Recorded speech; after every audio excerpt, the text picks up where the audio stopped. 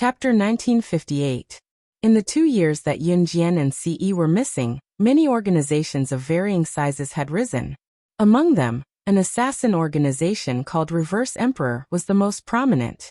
In the short span of 2 years, Reverse Emperor had developed to the point where it was almost on par with an Hun group and Kosha mercenaries. In these 2 years, Kosha mercenaries did not have Yun Jian's leadership, and an Hun group did not have Ce's leadership. Their progress was not as fast. A leader was the most important existence to a whole. One must always remember that if one did not improve and stayed where one was, there would be someone better in this world stepping on one's back to climb up. It was only a matter of time before they surpassed one. It was also because Yun Jian and Ce had gone missing for 2 years that assassin organizations had developed rapidly. Just like Blood Doll back then. Those who were not good enough and could not move forward would be eliminated by the world. This was an unchanging law. It was only a matter of time before Yun Jian met Reverse Emperor, but at least she would not do so now. At the moment, Yun Jian had parted ways with Ce and returned to Country Z's Longmen City. Ce had returned to an Hun group. Tiger, Leopard and Snake. Lizard had rushed to the 5-star International Hotel as soon as Yun Jian and Ce returned to Earth after Yun Jian informed them. After parting ways with Ce, Tiger, Leopard and Snake. Lizard told Yun Jian about the Kosha mercenaries' recent trends in detail. Yun Jian left Venezuela after instructing them what to do. At the same time, Yun Jian was on a plane back to Country Z's Longmen City. Before he left, Ce told her that he would go to Longmen City to look for her after he was done with an Hun group's matters. Recalling how Ce had pestered her so many times before they left the spring, Yun Jian blushed. "I'm sorry, babe, can you move aside? I need to go to the washroom." Just as Yun Jian was lost in her thoughts, a girl who was about the same age as Yun Jian sitting next to Yun Jian held her stomach, twisting and turning as she looked at Yun Jian urgently. Yun Jian was currently on a flight to Country Zhezhou province, a city with an airport that was the closest to Longmen City. Yun Jian's seat was not by the window, but by the aisle next to the window seat. The girl who sat by the window suddenly felt the urge to pee, and wanted to leave Yun Jian's seat to go to the washroom at the back of the plane. Yun Jian shifted her legs to make room for her. After a while, the girl who needed to pee returned to her seat. At this time, the plane encountered turbulence and began to shake. The toilet at the back of the plane was temporarily closed due to the turbulence. Phew, luckily I went to the toilet in time. Otherwise, I wouldn't even be able to go to the toilet. I would have suffocated to death. The girl heaved a sigh of relief and smiled, fastening her seatbelt. Seeing that Yun Jian had been resting with her eyes closed since the beginning, the girl probably felt bored on the plane and asked Yun Jian, "Hello, babe." "Hey, how are you, beautiful? Are you alone too?"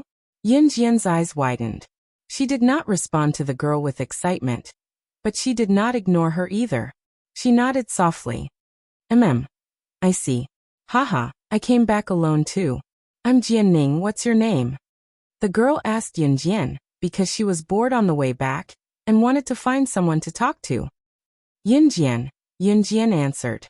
"Wow, Yun Jian. That's a nice name." Jianning praised Yun Jian before continuing to talk to Yun Jian.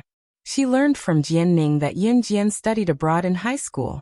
Now that she was about to enter university, she did not want to continue her studies abroad, so she took a flight back to China.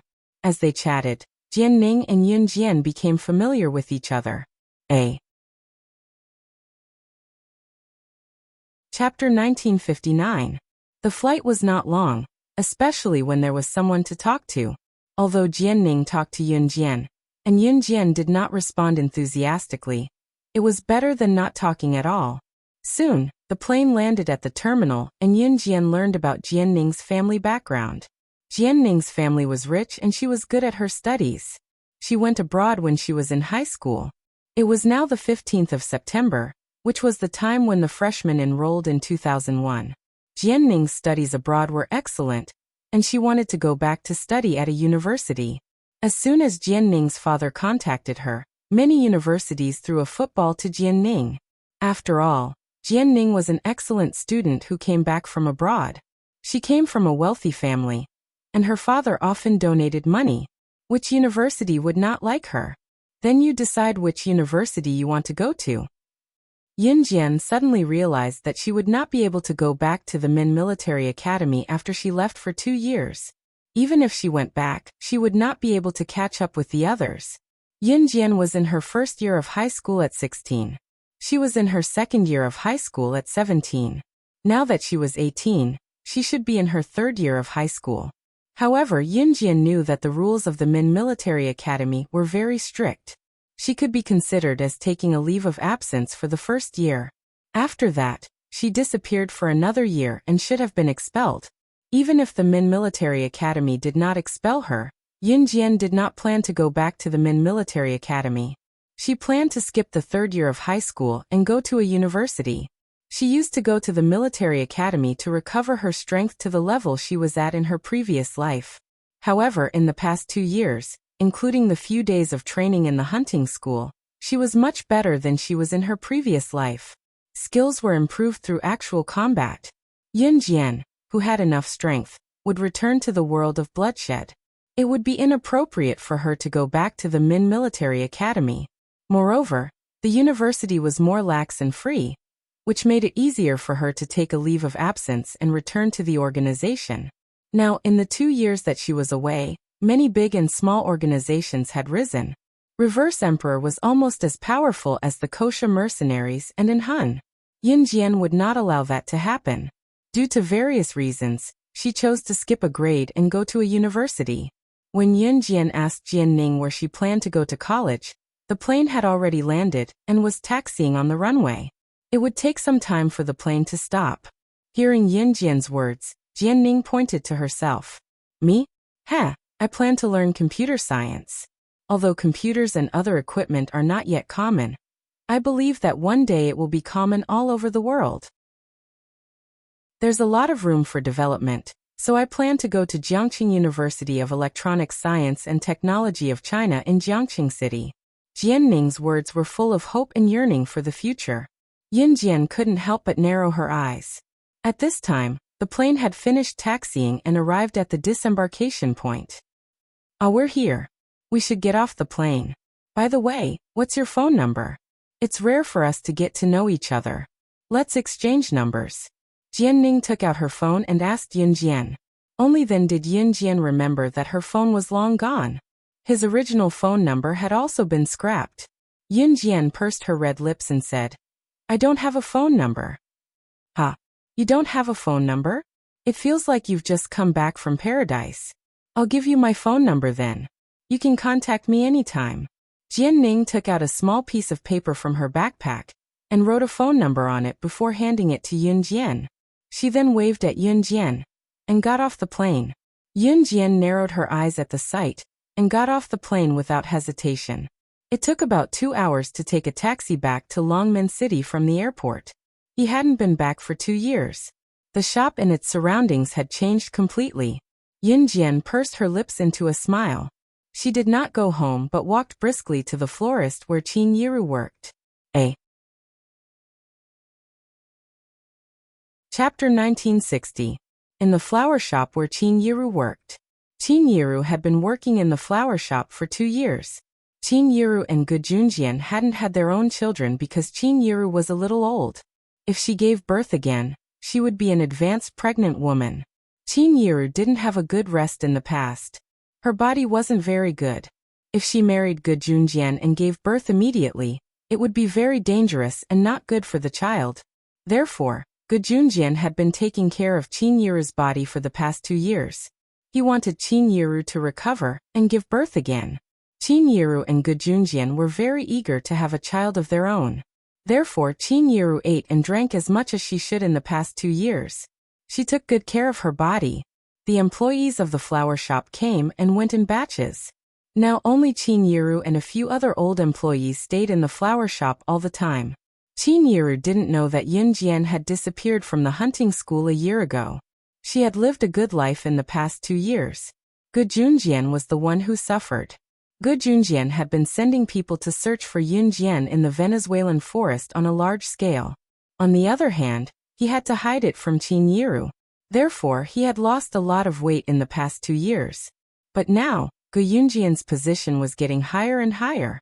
Therefore, some people who were jealous of Gu Yunjian's high position began to think of ways to harm Gu Junjian.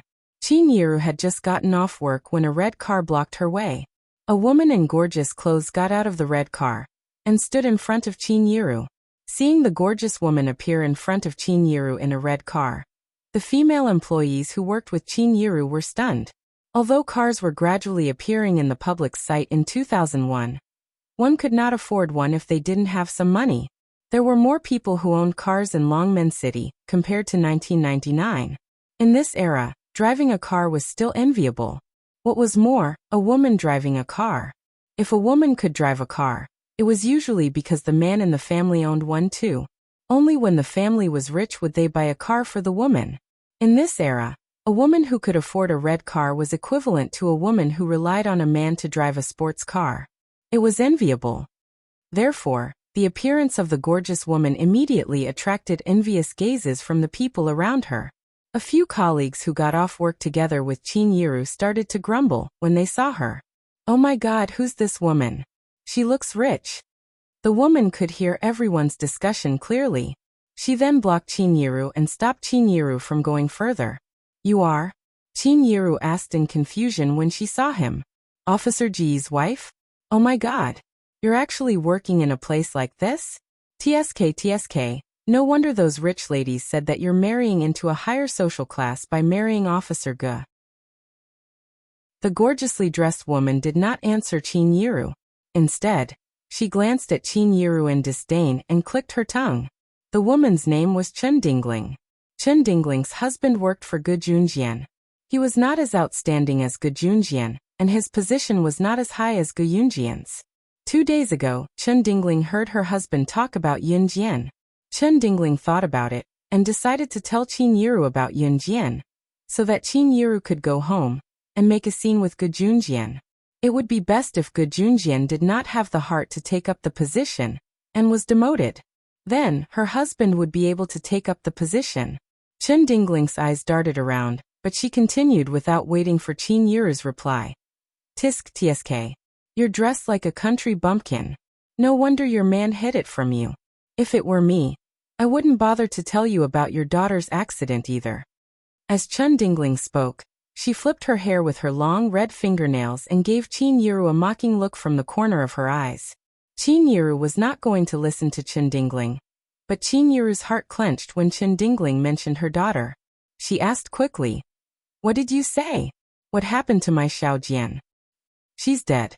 Look at you, you obviously don't know about this.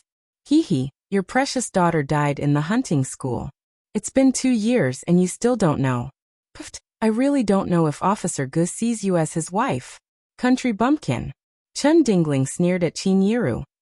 "What? Didn't my Xiaojian go for further studies? Impossible." Qin Yiru shook her head in disbelief at Chen Dingling's words. "PFT, I hate country bumpkin women like you the most. You look so poor. Ha, I told you that your daughter is dead. Why would I lie to you?" Chen Dingling spoke again. Before Chen Dingling could finish, however, a melodious female voice drowned out Chen Dingling's words and reached Qin Yiru and everyone else's ears. "Since when did I not know that I'm dead?" After she finished speaking, everyone saw a slender figure, fair skin, an unbelievably beautiful figure suddenly appear. The person who came smiled coldly as she replied to Chen Dingling. She was so beautiful that it made people stop breathing.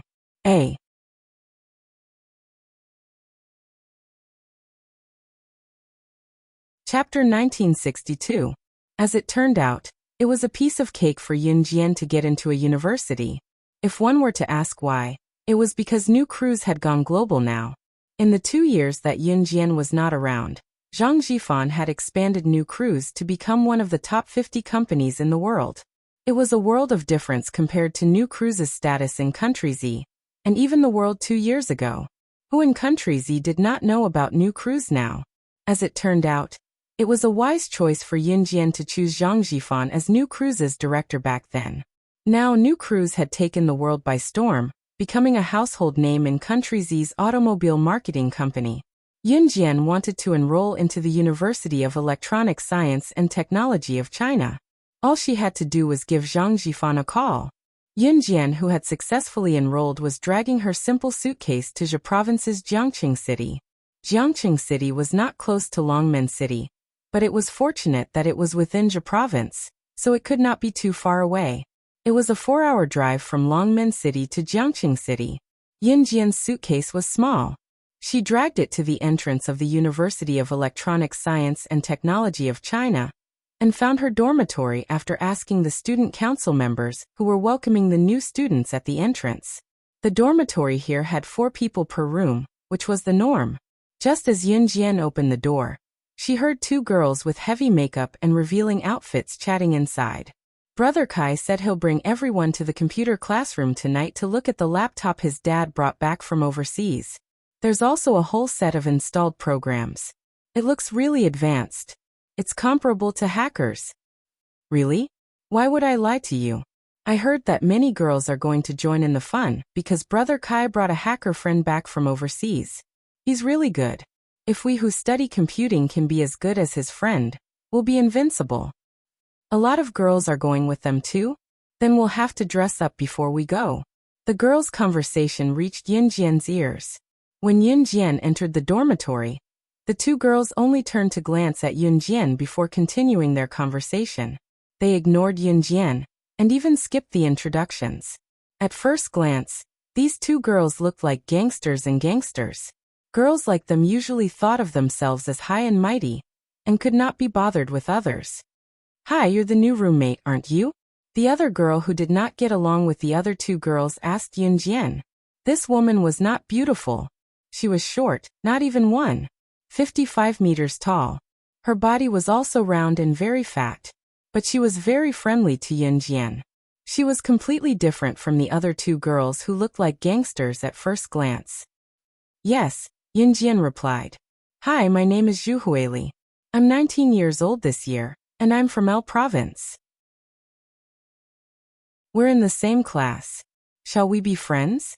Zhu Huili asked Yunjian cautiously after introducing herself. Yes. Yunjian nodded. After a pause she continued. I'm Yunjian. Zhu Huili was not very good-looking and was not very tall, but she was very nice to Yunjian. She even took the initiative to help Yunjian tidy up her bed. With her help, Yunjian quickly tidied up her bed. It was already time for dinner.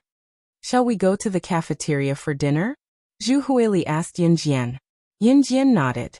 The University of Electronic Science and Technology of China was very big. It was easy for strangers to get lost when they first came here. Yunjian was also here for the first time. Naturally, she did not know the way. Fortunately, she had Zhu Huili with her. Yunjian and Zhu Huili had just arrived at the entrance of the cafeteria nearest to the dormitory. Before they entered the cafeteria, they were stopped by a group of students who were recruiting new students to join the club. Hey, little girl, do you want to join the martial arts club? There's a big brother who will teach you martial arts. Do you want to join us? A ruffian boy stopped Yunjian. Zhu Huili was not very good-looking. She was also chubby. Naturally, these boys would not be interested in her. Usually there were clubs in universities. Everyone could choose to join the club they liked. These clubs in universities, to put it nicely, were places where everyone could learn and enjoy together. To put it bluntly, they were places where everyone recognized their relationship and made boyfriends and girlfriends. Martial arts club? Yunjian raised her eyebrows and asked. Yes. The boy saw that Yunjian was interested. He looked at Yunjian's beautiful face and perfect figure and introduced more enthusiastically. Join our martial arts club. In the University of Rivertown, our martial arts club will protect you. Little girl, don't hesitate. Join our martial arts club. I can join if you want. Yunjian pursed her lips and said. When the boy heard this, he became more enthusiastic. However, just as the boy was about to speak again, Yunjian's quiet voice sounded. This voice sounded in front of the group of boys who were desperately trying to invite Yunjian to join the martial arts club. They wanted to take the opportunity to take advantage of Yunjian, as well as the people from other clubs. Ask the president of your martial arts club to give me the position of president. Then I will join.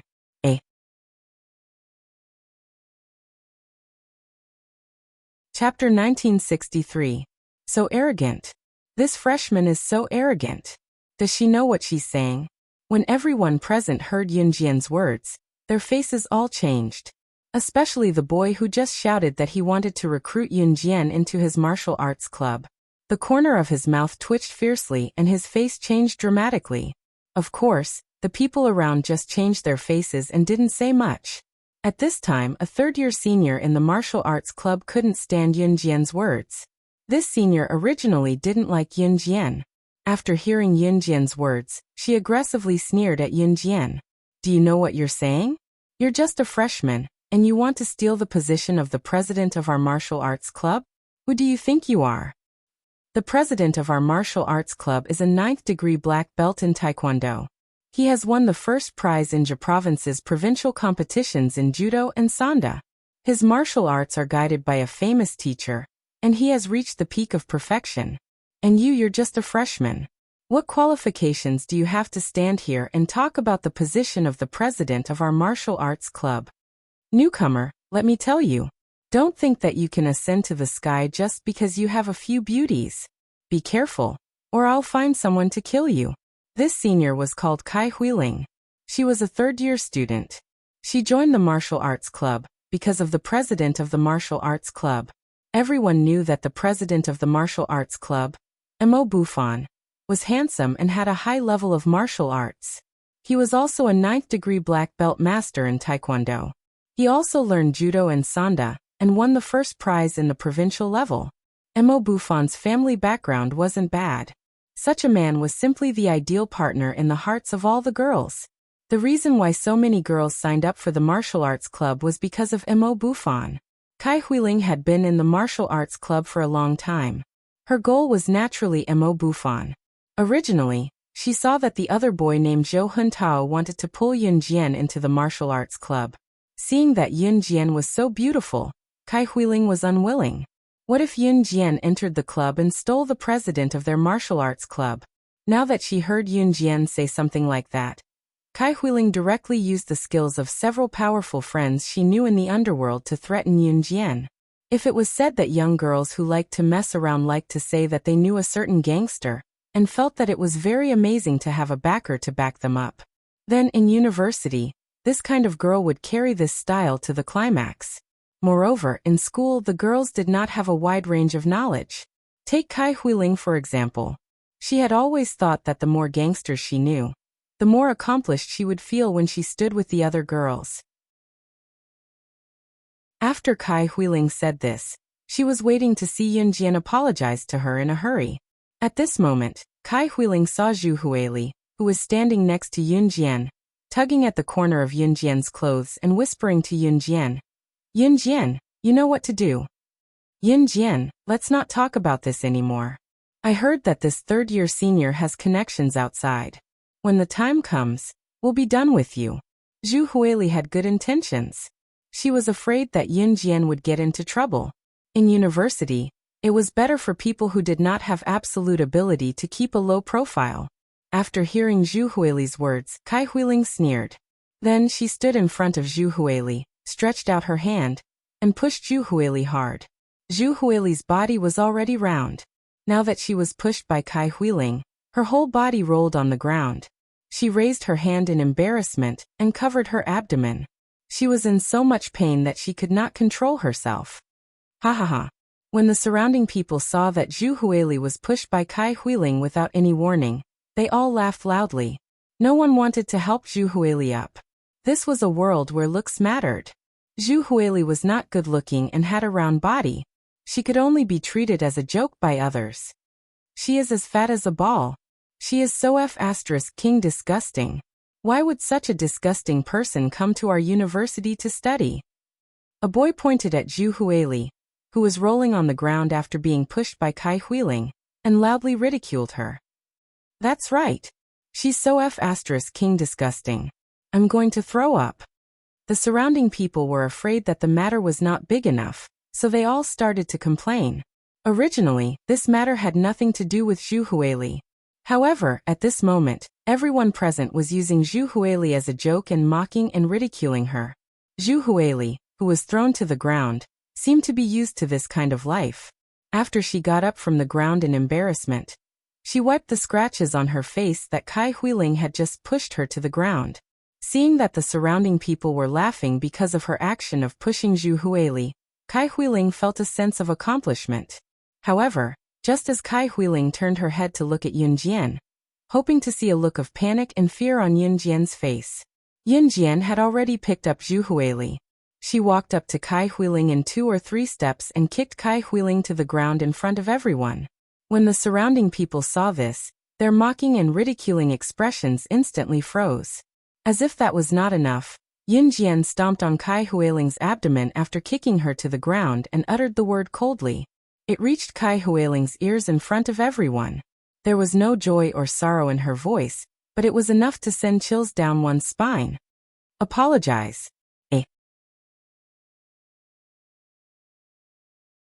Chapter 1964. Yun Jian's voice was flat and monotonous, as if the person under her foot was not a human, but an ant. Stomped to the ground, Kai Huiling struggled to no avail. She began to yell at Yun Jian like a madwoman. What the hell are you doing? Who do you think you are? Get lost. Get lost. Otherwise, I'll make you regret living in this world. Being stepped on by Yun Jian in front of so many classmates, especially in front of so many boys, Kai Huiling was on the verge of breaking down. Girls like Kai Huiling were very arrogant in front of other girls, but in front of boys, they especially liked to put on airs to protect their own face.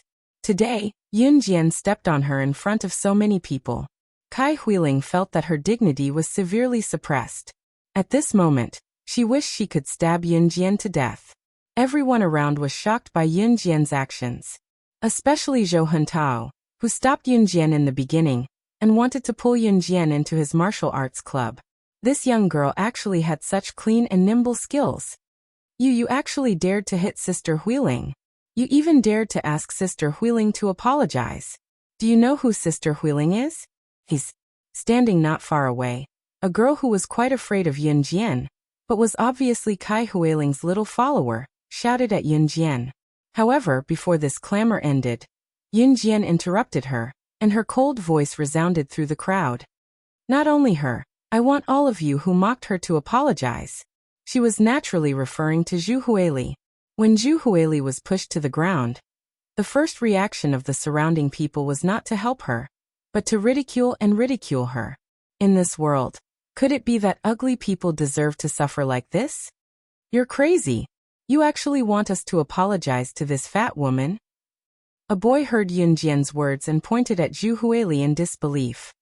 That's right. Why should we apologize? She was so ugly in front of us just now. She caused us to lose our appetite for dinner. She should be the one apologizing. That's right. 2 boys who were good friends with Kai Huiling in the martial arts club agreed. Although Yun Jian was beautiful, these boys were familiar with Kai Huiling. Seeing that Yun Jian was stepping on Kai Huiling, they didn't dare to come forward to help Kai Huiling, but they naturally had to help Kai Huiling. However, just as the 2 boys finished speaking, Yun Jian, who was stepping on Kai Huiling's abdomen, glanced sideways and sized up the crowd with her sharp eyes. She sneered. Do you want to know why you should apologize? Being stared at by Yun Jian's beautiful face, the 2 boys couldn't help but nod their heads. What are you guys talking about? Hurry up and help me pull her away. Kai Huiling shouted at this time. However, just as Kai Huiling finished shouting, a butterfly knife that no one knew when it appeared fell from Yun Jian's hand. It actually slashed across Kai Huiling's cheek and stabbed into the ground. At this time, the blade of the butterfly knife was already in front of Kai Huiling's eyes. Kai Huiling was so frightened by this scene that she screamed on the spot. At the same time, Yun Jian released the foot that was stepping on Kai Huiling. Her figure flashed in an instant, and at a speed that everyone could clearly see, she kicked the 2 boys who were resisting just now to the ground. Yun Jian didn't use any amazing skills, but even so, it gave everyone present a great shock. Damn, that's amazing! Even Zhou Huntao, who was a member of the martial arts club, couldn't help but exclaim. By the time everyone reacted, the 2 boys who refuted Yun Jian had already flown 3 meters away. Everyone was terrified. However, they didn't know that this was the result of Yun Jian being merciful. Just as everyone was shocked by Yunjian's frightening skills, they heard Yunjian's cold and indifferent words. After the surrounding students heard this, their hearts trembled fiercely. "You're nothing but scum who can't even fight back against me. So apologize to me."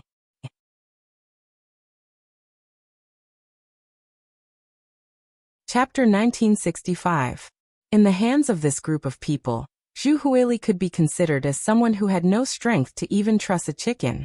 Therefore, when Zhu Huili was pushed to the ground, not only did no one sympathize with her, but they even laughed at her and taunted her. Yunjian gave them a taste of their own medicine. Zhu Huili was not as good as them, so they mocked Zhu Huili. She wanted them to experience the feeling of being bullied, even though they were not as good as others. Seeing that Yunjian did not hesitate to provoke these gangsters for her sake, Zhu Huili was so grateful that she did not know how to describe it. No one had ever treated her so well. Even her parents despised her. Even before this, no one was willing to play with her. Originally, Zhu Huili was very lucky to be able to make a friend like Yunjian. However, Zhu Huili did not expect that Yunjian would go to this extent for her. At this moment, she could not describe her feelings with words. This girl must be a martial artist. The two boys who were kicked to the ground by Yunjian could not even stand up. They were also members of the martial arts club, but they could not even withstand one move from Yunjian. At this moment, after they stood up, they looked at Yunjian with a completely different expression. "I apologize. I apologize. It's my fault." After one of the boys stood up, he took the lead to apologize to Yunjian in a trembling voice. When the surrounding people who had mocked Zhu Huili saw this, they also began to apologize. Without a doubt, Yunjian's move had frightened them. After hearing the group of people who had mocked Zhu Huili apologize, Yunjian did not bother to pay attention to them. She waved at Zhu Huili and walked towards the cafeteria. She was hungry. It was time to eat. "Classmate, you are so good at martial arts. Please join the martial arts club." Zhou Huntao originally wanted to tease Yunjian and ask her to join the martial arts club. Now that he saw Yunjian's skills, he looked in the direction where Yunjian left and shouted sincerely. However, Yunjian disappeared in front of everyone's eyes. University courses were different from junior high school and high school. The location of university classes could change at any time, and there were at most 2 classes a day. As long as you arrived at the designated classroom before class started, you would be fine. Furthermore, the teacher would call out the students' names before class started. The students who arrived at the classroom had to say here. Of course, if the teacher was confused, they could ask their friends to call out for them. The teacher wouldn't notice. Because there were no fixed classrooms in the university, students spent most of their time in the dormitory. Therefore, when Yunjian arrived at the university, the first place she went to was the dormitory. It was already dinner time. By the time Yunjian and Zhu Huili finished dinner in the cafeteria, it was already 6 o'clock. Today was the 18th of September. After Yunjian returned to Longmen City, she stayed in the city for almost 3 days before coming to the university. The weather in September was still hot and humid, so it was not particularly dark at 6 o'clock in the evening. "Let's go to the self-study room to practice how to operate the computer tonight?" Zhu Huili suggested. Yunjian nodded. There were many self-study rooms in the University of Electronic Science and Technology of China. Other than the regular ones, many of them were equipped with computers. After all, the University of Electronic Science and Technology of China's name alone indicated that the majority of students here majored in computer science. Yunjian and Zhu Huili majored in computer science. Therefore, Zhu Huili came from the self-study room to practice how to operate the computer.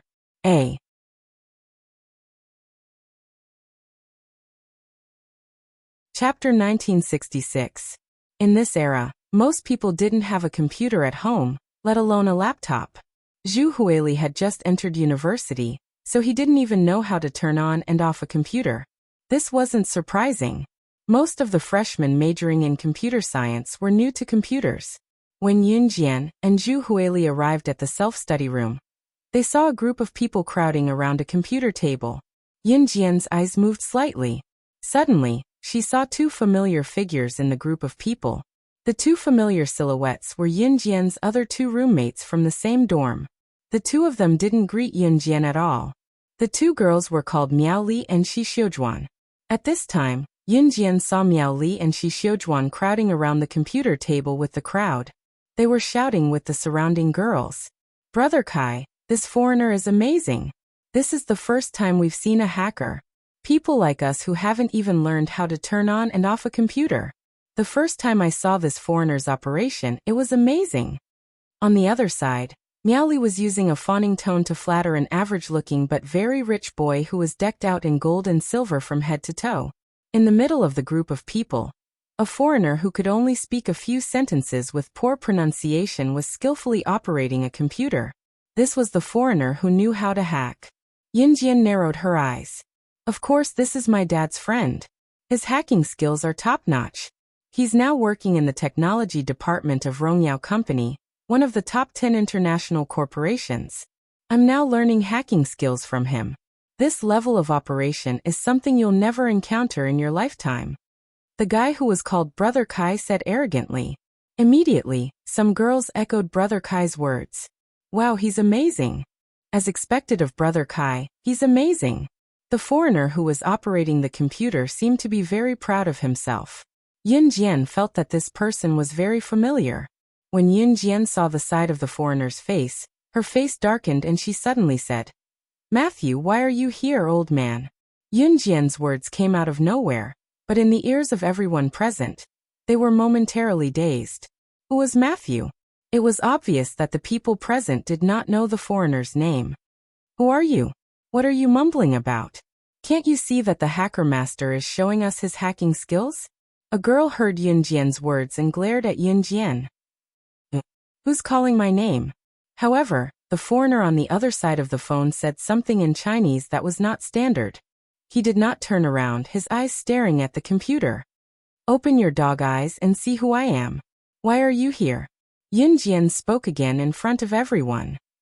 "Where did you come from? Were they here to cause trouble? If you keep yelling, get out of my sight." The girl who had been yelled at Yunjian angrily after hearing her words. However, the foreigner had already turned his head around. The moment the foreigner saw Yunjian clearly, he suddenly slipped from his seat and fell to the ground awkwardly.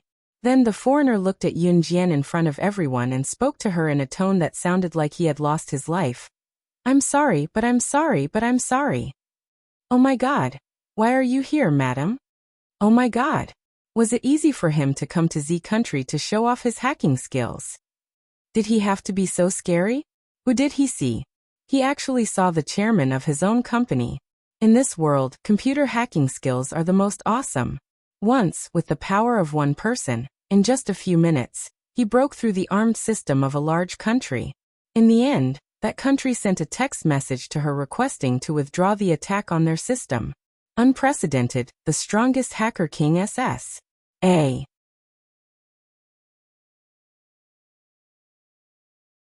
Chapter 1967. Matthew was not only the head of the technical department of Rongyao Company, but he was also one of the Siren's most capable subordinates. In fact, Matthew was very capable. Anyone who could be recruited into the technical department of Rongyao Company was naturally skilled in computer hacking. For a large company, its technical department must set up a defense system that could not be broken into by other hackers. Otherwise, if the company's money could be easily stolen, how could it make money? As the head of the technical department of Rongyao Company, Matthew indeed had amazing strength. Even in the hacker circle, Matthew's strength was one of the best. That was in the normal hacker circle, where Matthew's strength was very strong. But compared with Yunjian, the gap between Matthew and Yunjian was huge. 3 years ago, Yunjian breached the enhanced defense system set up by Matthew and other members of the technical department in 30 seconds, stole $100 million from it, and directly erased the traces of Matthew and others following her through the firewall.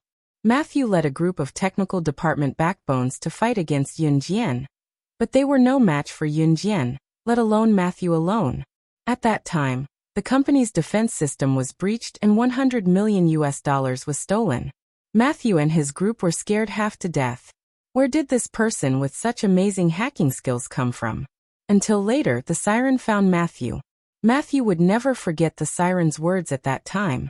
She said, "You don't have to recover the $100 million stolen from the company. SS took it because she was short of money." It was undeniable that Matthew, who heard the siren's words, almost vomited blood.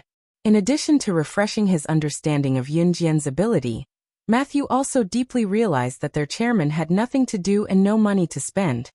So pretending to be a hacker made them panic. Since then, every time Matthew saw Yunjian, he had an indescribable fear. "Didn't I come to Z country to find you? I have a few questions that I would like to ask you, so I came all the way here." Matthew immediately defended himself. God, he didn't want to be fired by Rongyao Company. The salary he got from working in Rongyao Company for a year was enough for him to travel around the world. Just as Matthew finished his explanation, he shuddered under Yunjian's stare. Swallowing hard, he added, "That's right, Mr. Yun. It's just on the way, on the way. I didn't expect you to be here." Matthew had come to Z country to seek advice from Yunjian on how to better operate the new defense system. He had come to the University of Electronic Science and Technology of China purely to show off. Matthew was strong and capable. He could set up a defense system that ordinary people could not break through, but Matthew liked to show off. Matthew owed Brother Kai's father a favor, so he came to the University of Electronic Science and Technology of China with the excuse of teaching Brother Kai and the others some simple computer operations. In fact, Matthew had come purely to show off at the University of Electronic Science and Technology of China, before going to Longmen City to look for Yunjian. Computers had yet to be popularized in 2001. There were only a handful of computers in the University of Electronic Science and Technology of China in the entire Zhe province. It was a coincidence that Yunjian could meet Matthew here, but it could also be considered Matthew's bad luck. Yunjian did not expose Matthew's words. It was just that the people around them were baffled by the conversation between Yunjian and Matthew, unable to react for a long time. The girl who had insulted Yunjian just now, in particular, had the most expression on her face. It was obvious that Yunjian and Matthew knew each other, so the smart ones chose to keep quiet. In spite of this, there were still a few dumber girls in the group. Seeing that Yunjian had ignored Brother Kai just now, these girls fought to speak to Yunjian when the air had quieted down.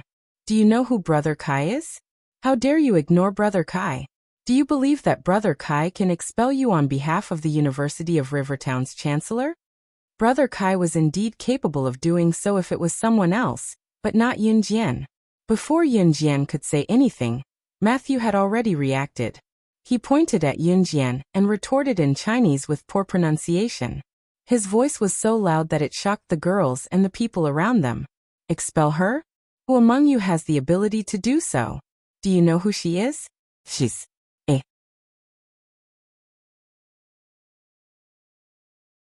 Chapter 1968. She was the chairman of Rongyao Company. She was the best hacker in the hacker circle, SS. It was not an exaggeration to say that her achievements could last for 3 days and 3 nights. She was the first in history. She broke records and created miracles. She was the only one who had a brilliant record. No one could surpass her achievements. And this group of stupid people actually thought that a mere student at the University of Electronic Science and Technology of China was arrogant? Brother Kai, who was worshipped by all the girls as invincible in the world, could do anything to her? But Matthew did not dare to say these words, because he had already caught a glimpse of Yunjian's sidelong glance. Seeing this, Matthew was stunned. "Go away. What do you girls know? What are you talking about? Master Matthew is now my master. Master Matthew's friends are my friends. If you dare to talk back, I'll make sure you can't survive in the university." Before Matthew could speak, Brother Kai threatened the group of girls around him. He turned his head and looked at Matthew with a flattering look. Then he smiled at Yunjian.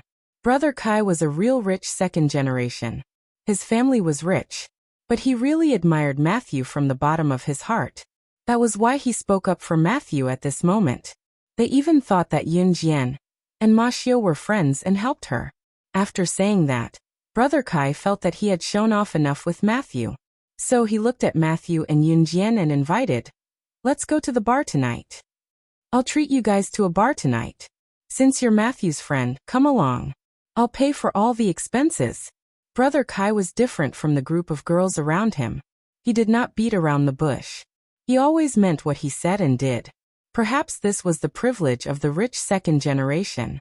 Brother Kai, like Matthew, loved to show off. But apart from this, the biggest difference between Brother Kai and other rich second generations, or people who thought they were powerful, was that he would not look down on others. Seeing that Zhu Huili and Yun Jian came together, Brother Kai did not dislike Zhu Huili, because she was fat and ugly. On the contrary, Brother Kai glanced at Zhu Huili lazily and said to Zhu Huili, "You're her friend, right? Then come along. See you at the swing bar near the school at 8 o'clock in the evening." As soon as Brother Kai said this, everyone around him was shocked. Brother Kai was not handsome. Usually, these girls would squeeze to Brother Kai's side because they fancied Brother Kai's wealth. It was not surprising that Brother Kai could invite Yun Jian.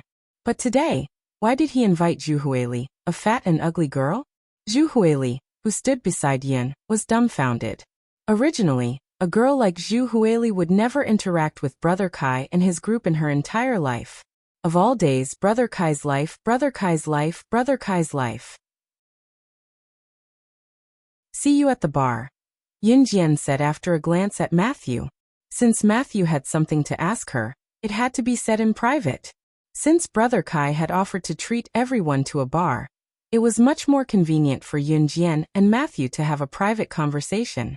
Okay. Matthew nodded. With that, Yun Jian left the self-study room with Zhu Huili. When they left, Zhu Huili asked Yun Jian in a daze, "Aren't we going to practice operating the computer? There are too many people. It's too noisy." Yun Jian replied Zhu Huili indifferently. Yun Jian paused for a moment. Then, she continued to reply to Zhu Huili, "If you want to learn how to operate the computer, I promise I'll teach you another day." "Oh, Yun Jian, you know how to operate the computer? That's great. Then I'm counting on you." Zhu Huili looked at Yun Jian with admiration. The two of them walked back to the dormitory.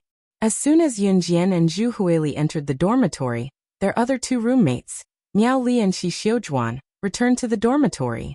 As soon as they returned to the dormitory, Miao Li and Shi Xiujuan surrounded Yun Jian and questioned her like gangsters. Miao Li and Shi Xiujuan didn't even greet each other when they met for the first time. Now Miao Li, who had a better figure, asked Yun Jian. She sounded like a gangster, as if Yun Jian would be beaten if she didn't answer seriously. "Hey, how do you know the foreigner beside Brother Kai?"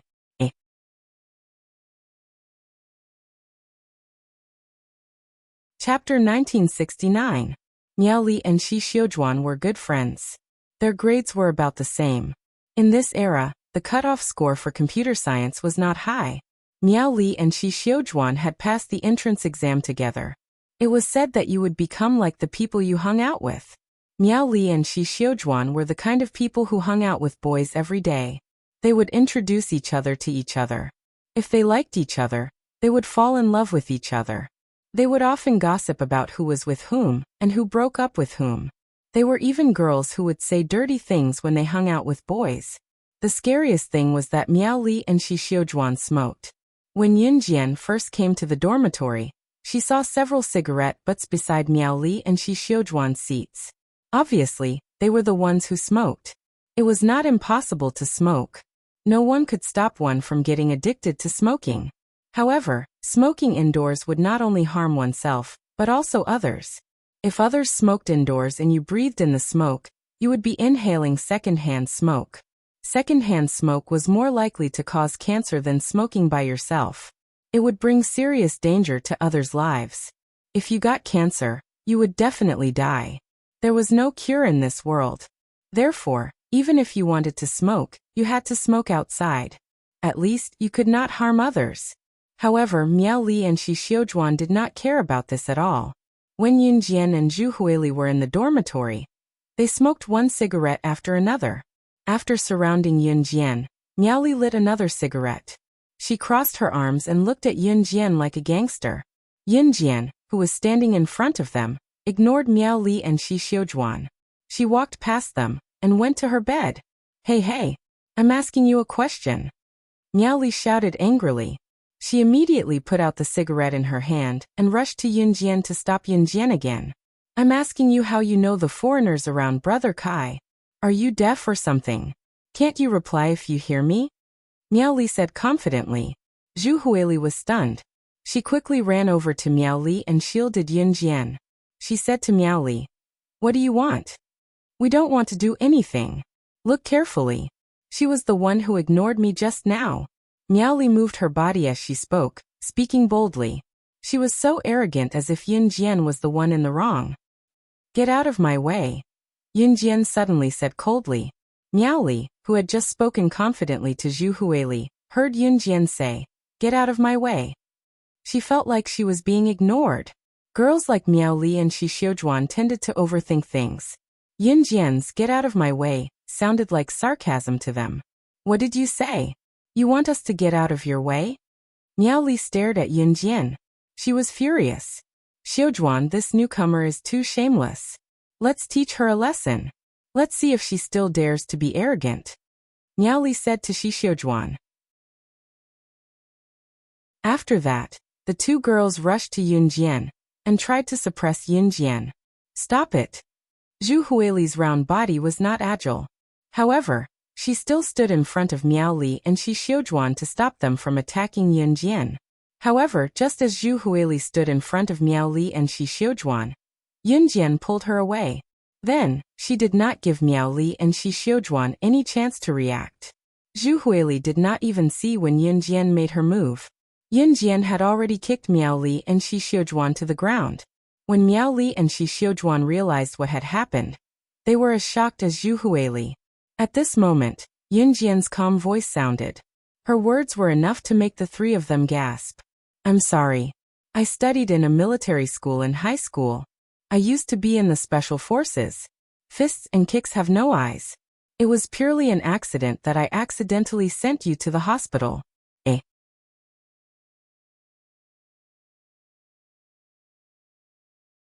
Chapter 1970. She studied in a military school in high school? She was a special forces soldier? Yunjian's words were transmitted to Zhu Huili, Miao Li, and Shi Xiujuan's ears. The three of them were instantly dumbfounded. Yunjian's words were flat and monotonous, but the meaning behind her words shocked the three of them, especially Miao Li and Shi Xiujuan. At this moment, Miao Li and Shi Xiujuan had been kicked to the ground by Yunjian. They were in so much pain that they couldn't stand up for a while. The two of them didn't know that Yunjian hadn't used all her strength. If Yunjian had really hit them, Miao Li and Shi Xiujuan would probably have been sent to the hospital for emergency treatment. The moment they were kicked to the ground, the two of them wanted to stand up and fight Yunjian like crazy. However, when they suddenly heard Yunjian's words, the two of them fell to the ground and were stunned. "You studied in a military school in high school? Aren't most of the students in military schools boys? How could a girl like you study in a military school?" Miao Li had forgotten about the pain from Yunjian's kick. After hearing Yunjian's words, she was stunned. Miao Li and Shi Xiujuan were typical snobs. Just now, the two of them surrounded Yunjian like gangsters and said, "You're not convinced? I'll beat you until you're convinced." Now that they heard that Yunjian was actually a special forces soldier in a military school, the two of them were instantly filled with respect. They no longer acted like they didn't see Yunjian when they first met Yunjian. When Miao Li asked Yunjian again, her voice softened and her attitude changed drastically. This time, Yunjian directly flipped over and climbed onto her upper bunk bed. Her movements were clean and neat, completely ignoring Miao Li and Shi Xiujuan. Yunjian, who was lying on the bed, closed her eyes and ignored him. Seeing this, Miao Li and Shi Xiujuan were displeased. However, after hearing that Yunjian seemed to be someone important, they didn't dare to say anything and returned to their own beds. It was almost 7 o'clock in the evening when Yunjian and Zhu Huili returned to the dormitory. They had agreed to meet at the swing bar at 8 o'clock. Yunjian lay on the bed and closed her eyes for an hour before she turned over and got down from the top bunk. Miao Li and Shi Xiujuan swallowed their saliva and remained silent. "Yunjian, no wonder you were so good before. You went to military school." Zhu Huili couldn't help but praise Yunjian when he saw that she had rested well on the bed. When Zhu Huili said that Yun Jian was so good before, he was naturally referring to the recruitment of new members at the entrance of the cafeteria. Okay, let's go. Yun Jian lazily put her hands into her trouser pockets and said to Zhu Huili. Earlier in the self-study room, Brother Kai had invited many girls to the swing bar to have fun. Among them, Miao Li and Shi Xiujuan had also been chosen. At this moment, Miao Li and Shi Xiujuan were carefully dressing up.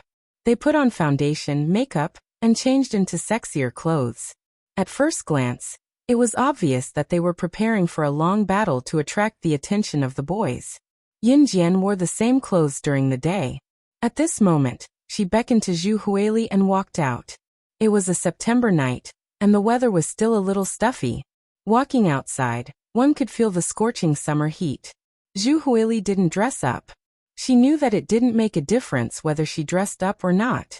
Her obesity determined her appearance. At night, it was common to bump into couples by the roadside of the university. Seeing this, Yun Jian narrowed her eyes. This clearly showed that life in the university was very leisurely and carefree. However, she would bid farewell to this carefree life and return to the world of bloodshed.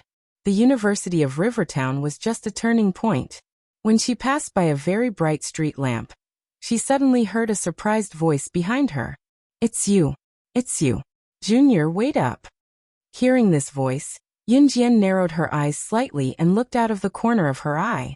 She saw the few members of the martial arts club that she met at the entrance of the cafeteria in the afternoon. They were led by Zhou Huntao, and they were walking towards her. Zhou Huntao was the boy who first threw a football to Yun Jian in the afternoon, and wanted to recruit Yun Jian into the martial arts club. He was also a senior in his third year. In the afternoon, he really wanted to flirt with Yun Jian. However, after seeing Yun Jian's sharp skills, his desire to invite Yun Jian to join the martial arts club became stronger. When he saw the familiar figure, he took a closer look and realized that it was Yun Jian. Zhou Huntao led the group of members of the martial arts club and walked towards her quickly.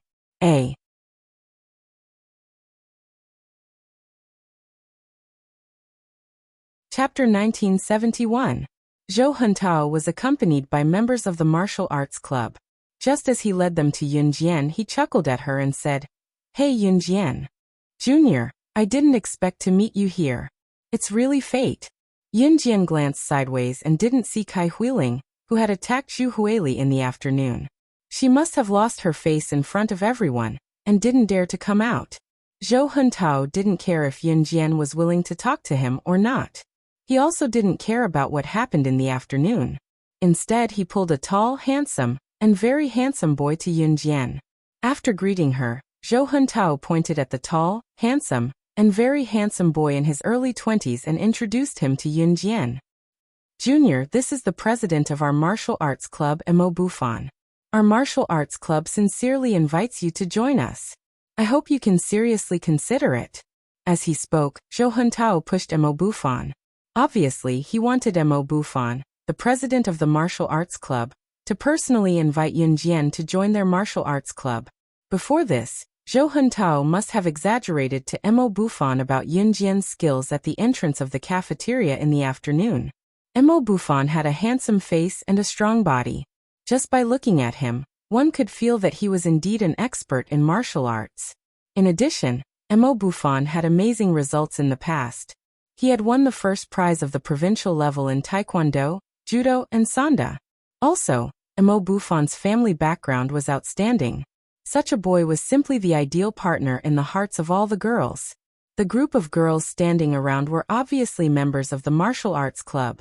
The members of the martial arts club at the University of Rivertown were very popular because of the president, Mo Bufan. Mo Bufan was pushed towards Yun Jian by Zhou Huntao. He scratched his head and looked at Yun Jian.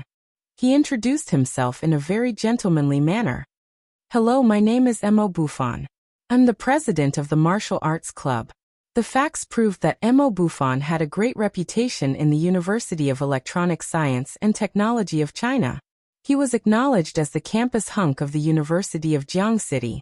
After Mo Bufan introduced himself to Yun Jian, the girls from the martial arts club who were passing by or standing around all screamed, "Wow, The president actually took the initiative to talk to that girl.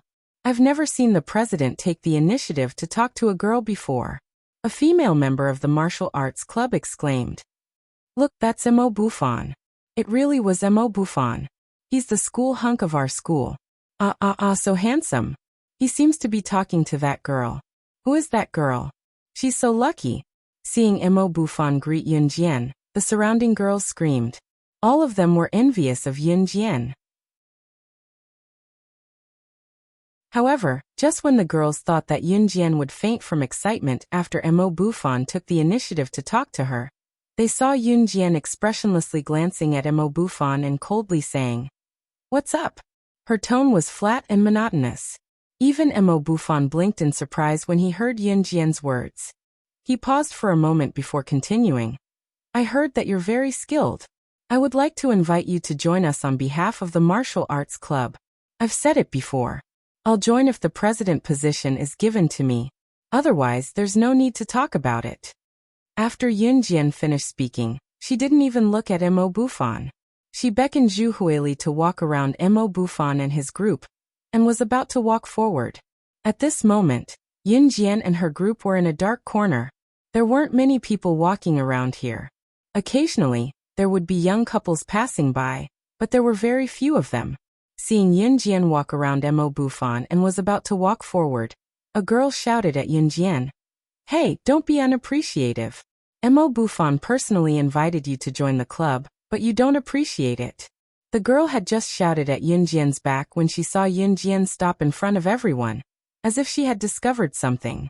Then, Yun Jian turned around and squatted down beside a hidden bush under everyone's eyes. She carefully observed for 2 seconds. Damn, this girl definitely wants to attract the president's attention. That's why she's playing hard to get. Scheming B*th. So F** king disgusting. Seeing this, a few girls from the martial arts club in the distance looked at Yun Jian with disgust and shouted in front of Yun Jian. On the other hand, Yun Jian did not pay any attention to the girls. She suddenly smelled a familiar smell and squatted down to observe the ground for 2 seconds. There was a lot of gunpowder smell on the ground, and this gunpowder smell wasn't left behind after ordinary items like firecrackers were set off.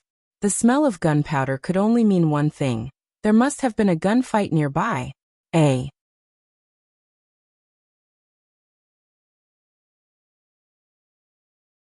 Chapter 1972. There were many affiliated universities near the University of Electronic Science and Technology of China, such as Jiangqing Normal University, Jiangqing Medical College, and so on. The University of Electronic Science and Technology of China was just one of the many universities. The area near Jiangqing was a university town. That was to say, there were more than a dozen closely connected universities nearby. The more universities near the university town, the more students there would be. With more students, the expenses of the students would also increase. The economic development here would also be fast. Therefore, in this area, the economic development was very good, and the city's jurisdiction was also very good. And there was a gunfight nearby, which meant that Yun Jian didn't think much about it. Mo Buffon walked over and asked her again in a gentlemanly tone, "Junior, what's wrong with you?" At this time, Yun Jian had already stood up. "Yun Jian, is there something on the ground?" Zhu Huili also came over to take a look and asked in confusion. "What can there be? Maybe she just wants to attract our president's attention." As soon as Zhu Huili finished speaking, a girl said coldly, "That's right. She even wants to take the position of president of our martial arts club. Can she afford it? It's not like he's that good.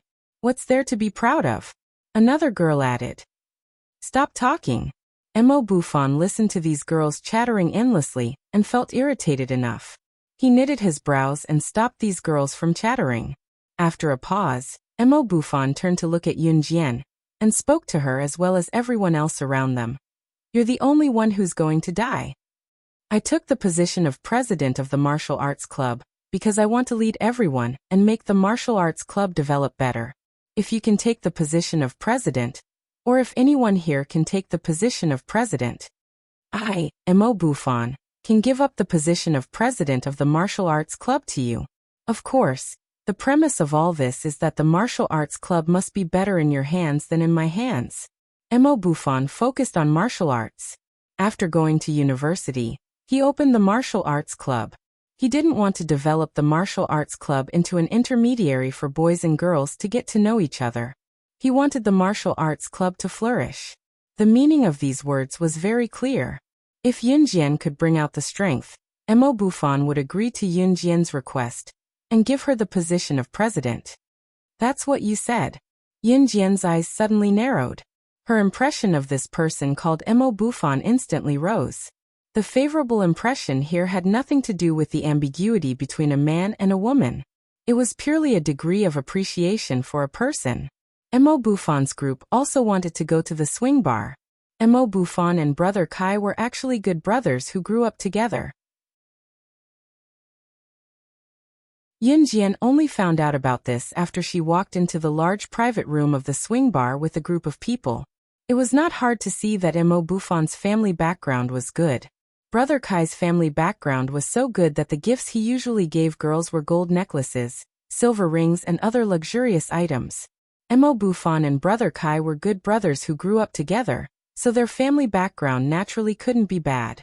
Birds of a feather flock together. Otherwise, they wouldn't have known each other since they were young. There were large private rooms in the swing bar, but the private rooms in the bar were more expensive. The private rooms were also equipped with karaoke equipment and facilities. As soon as Yunjian, Mo Buffon and the other members of the martial arts club entered the large private room, they heard brother Kai and the others holding a microphone and singing crazily in front of the big screen of karaoke. The karaoke at that time was similar to the karaoke of today. The atmosphere in the room reached its climax. Everyone followed the beat and sang with brother Kai. No one noticed Yunjian. At this time, Yunjian saw Ma Xiao in the corner. He put his notebook on his lap and waved to Yunjian. Yunjian walked over.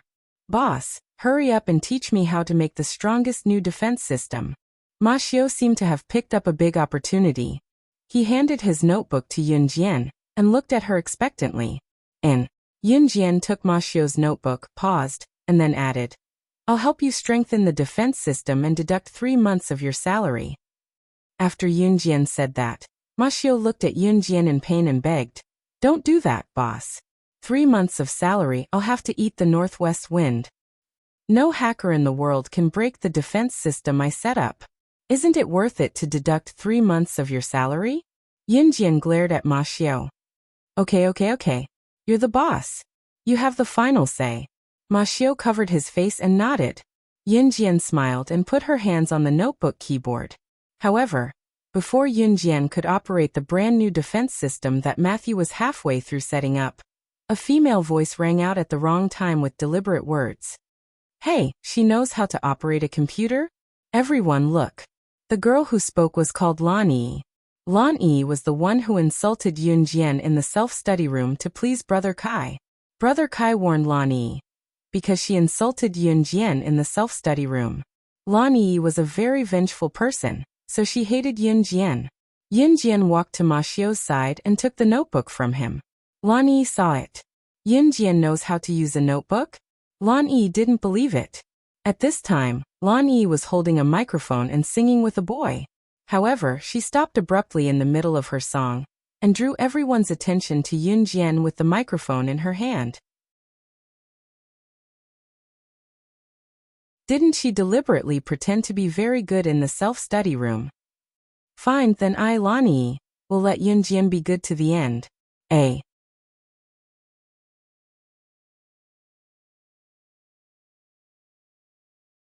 Chapter 1973. Lan Yi held the microphone and put her mouth to the microphone. Her voice was transmitted through the microphone to the speakers and amplified to the ears of everyone present. Therefore, no matter how loud the karaoke sound system was, no matter how noisy the people around were, they could still hear Lan Yi's words. At the same time, they looked at Yunjian and Matthew, who had deliberately hidden themselves in the corner. Seeing that everyone had turned to look at Yunjian and Matthew, Lan Yi smirked at Yunjian, who was sitting in the corner. Lan Yi thought that Yunjian knew Matthew and wanted Matthew to secretly teach her how to use the computer. Then she could show off her computer skills in front of everyone. Therefore, Lan Yi attracted everyone's attention to Yun Jian. She wanted to embarrass Yun Jian in front of everyone. It had to be said that Lan Yi's thoughts belonged to the mentality of a normal young girl. Young girls would always feel a little jealous when they saw girls who were more outstanding than them, or girls who were better than them. However, some girls would spread their jealousy, some would deliberately hurt others, and some would just silently hide their jealousy in their hearts. Lan Yi belonged to the kind of girl who was afraid of not causing enough trouble. Yun Jian didn't pay attention to her before, but Lan Yi thought that Yun Jian was indirectly provoking her. Without a doubt, Lan Yi's goal was achieved. Everyone turned to look at Yun Jian. Lan Yi's smile became even more obvious. Yun Jian had just put her hands on the laptop keyboard when she heard Lan Yi's words. Her eyes flashed sharply. The people around her had already turned to look at her. Wow, Junior, you just came to university and you already know how to use a computer? Amazing. Zhou Huntao was the first to walk over and look at Yun Jian. Most of the people present were computer science students. The freshmen who had just entered the university this semester were generally still practicing how to turn on and off a computer. Computers in this era had just started. In 2000, the electronic technology in Z country would soar at the speed of a rocket in a short period of time. Many of the students present had never touched a computer. Yun Jian was a freshman. Everyone thought that she had never touched a computer before. Some of the sophomores and juniors present had already taken computer classes and had a certain understanding of computers. Although they were not new to it, they did not have a deep understanding of it. Yun Jian, a freshman, actually knows how to use a laptop? When everyone saw this, they all turned to look at him. She's a busybody. You've been acting up since just now. I think she's trying to attract our president's attention. His trick of loosening the reins only to grasp them better is really impressive. The girl from the martial arts club who had met Yun Jian on the way couldn't help but say such harsh words. This girl is so annoying. Keep showing off. I feel like she doesn't have any ability at all. You only know how to put on an act. So annoying. Exactly. Yun Jian had previously made everyone feel that she was very strong, but they didn't know which part of her was strong. Because of this, she attracted the attention of Mo Bufan and Brother Kai, who were held at the peak by the girls. Therefore, the girls were jealous of Yun Jian. At this moment, they all started to grumble. Zhou Huntao, who heard this, also felt quite awkward. Mo Bufan frowned. He felt that girls shouldn't have such hostility towards other girls. Mo Bufan was just about to say something when he saw that Yun Jian didn't care about the girls' hostility towards her at all. She also didn't care that Lan Yi had attracted everyone's attention to her just now. Since she was seen, Yun Jian, who didn't want to be high profile, was helpless. She only smiled coldly. In the next second, in front of everyone, Yun Jian's slender fingers on the laptop keyboard started tapping. Everyone saw that on the laptop screen on Yun Jian's lap.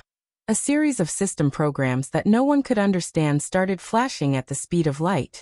Yun Jian didn't even need to look at the keyboard to be able to feel the keys on the keyboard. This speed of operating a computer was something that couldn't be done without a few years of computer operating skills. Even if they didn't understand what Yun Jian was operating, when they saw this scene, everyone was slightly shocked and widened their eyes. She knows how to use a computer. Moreover, as a freshman, he could operate the computer so smoothly. Even the seniors in their 3rd and 4th years who had been learning how to operate computers for 3 to 4 years couldn't do it. However, just as Lan Yi and the surrounding people were stunned, they saw Matthew, who was sitting next to Yun Jian, looking at the laptop screen excitedly. In front of everyone, he shouted at Yun Jian, "You're indeed a boss. Why didn't I think of it?" Using this set of procedures to set up the program is the most effective way to defend against other hackers' intrusion. Boss, you're too amazing. I'm sure that in this world other than you, there are no hackers who can break through the defense system of our company's technical department. Ha! Boss, you're indeed the #1 person in our hacker circle.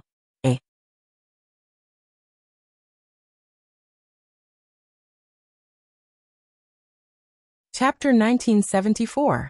Although Matthew was only in his 40s, being able to sit in the position of the head of the Rongyao Company's technical department at his age was already very impressive.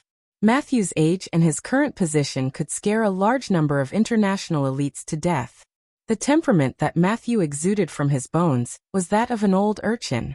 Some people were still young, but their hearts were already old, and their actions were no different from that of an old urchin's. This was referring to Matthew. Although Matthew's strength could not be denied, his behavior was sometimes really out of his control. For example, just now, outsiders did not know what Yunjian was doing. They only knew that Yunjian's operation was particularly amazing. However, Matthew knew that Yunjian was setting up the defense system of the Rongyao Company's technical department, and the defense system she set up had 0 loopholes. The possibility of outsiders finding a flaw in the defense system was equivalent to 0. This was simply a miracle in the world. At least, people like Matthew were completely shocked when they saw this. Matthew's temperament was like an old urchin's. When he saw such a scene, he would say all the words in his heart.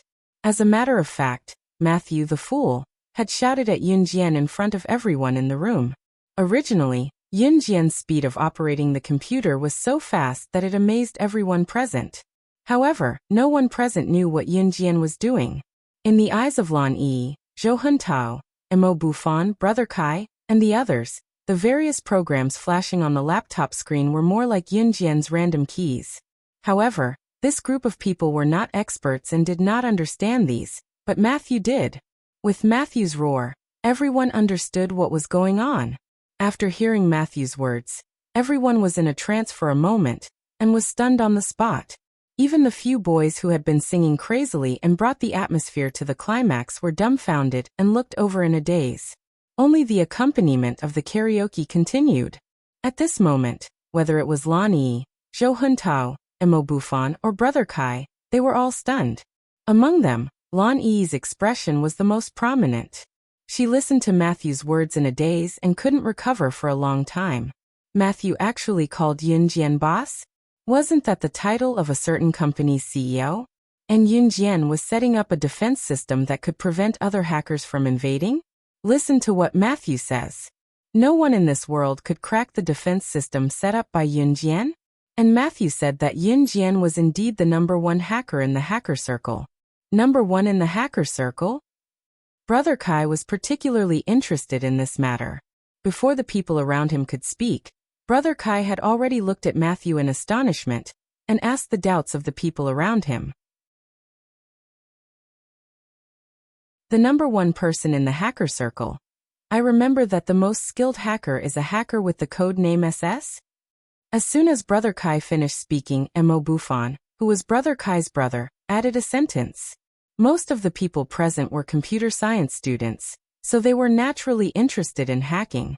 The computer courses taught in school naturally wouldn't teach hackers how to hack others. Only some smart people would apply all their knowledge to hacking according to the computer courses they learned in school. Even so, it couldn't stop the level of interest of the people present in hacking. After hearing Mo Bufan's words, the surrounding people shifted their eyes to Yunjian again. Wasn't the #1 hacker in the hacker circle the person with the code name SS? Just now, Matthew actually called Yunjian the #1 hacker in the hacker circle. Could it be that Yunjian was, Mo Fei was sitting in the corner? This beautiful girl was the #1 hacker in the hacker circle. A.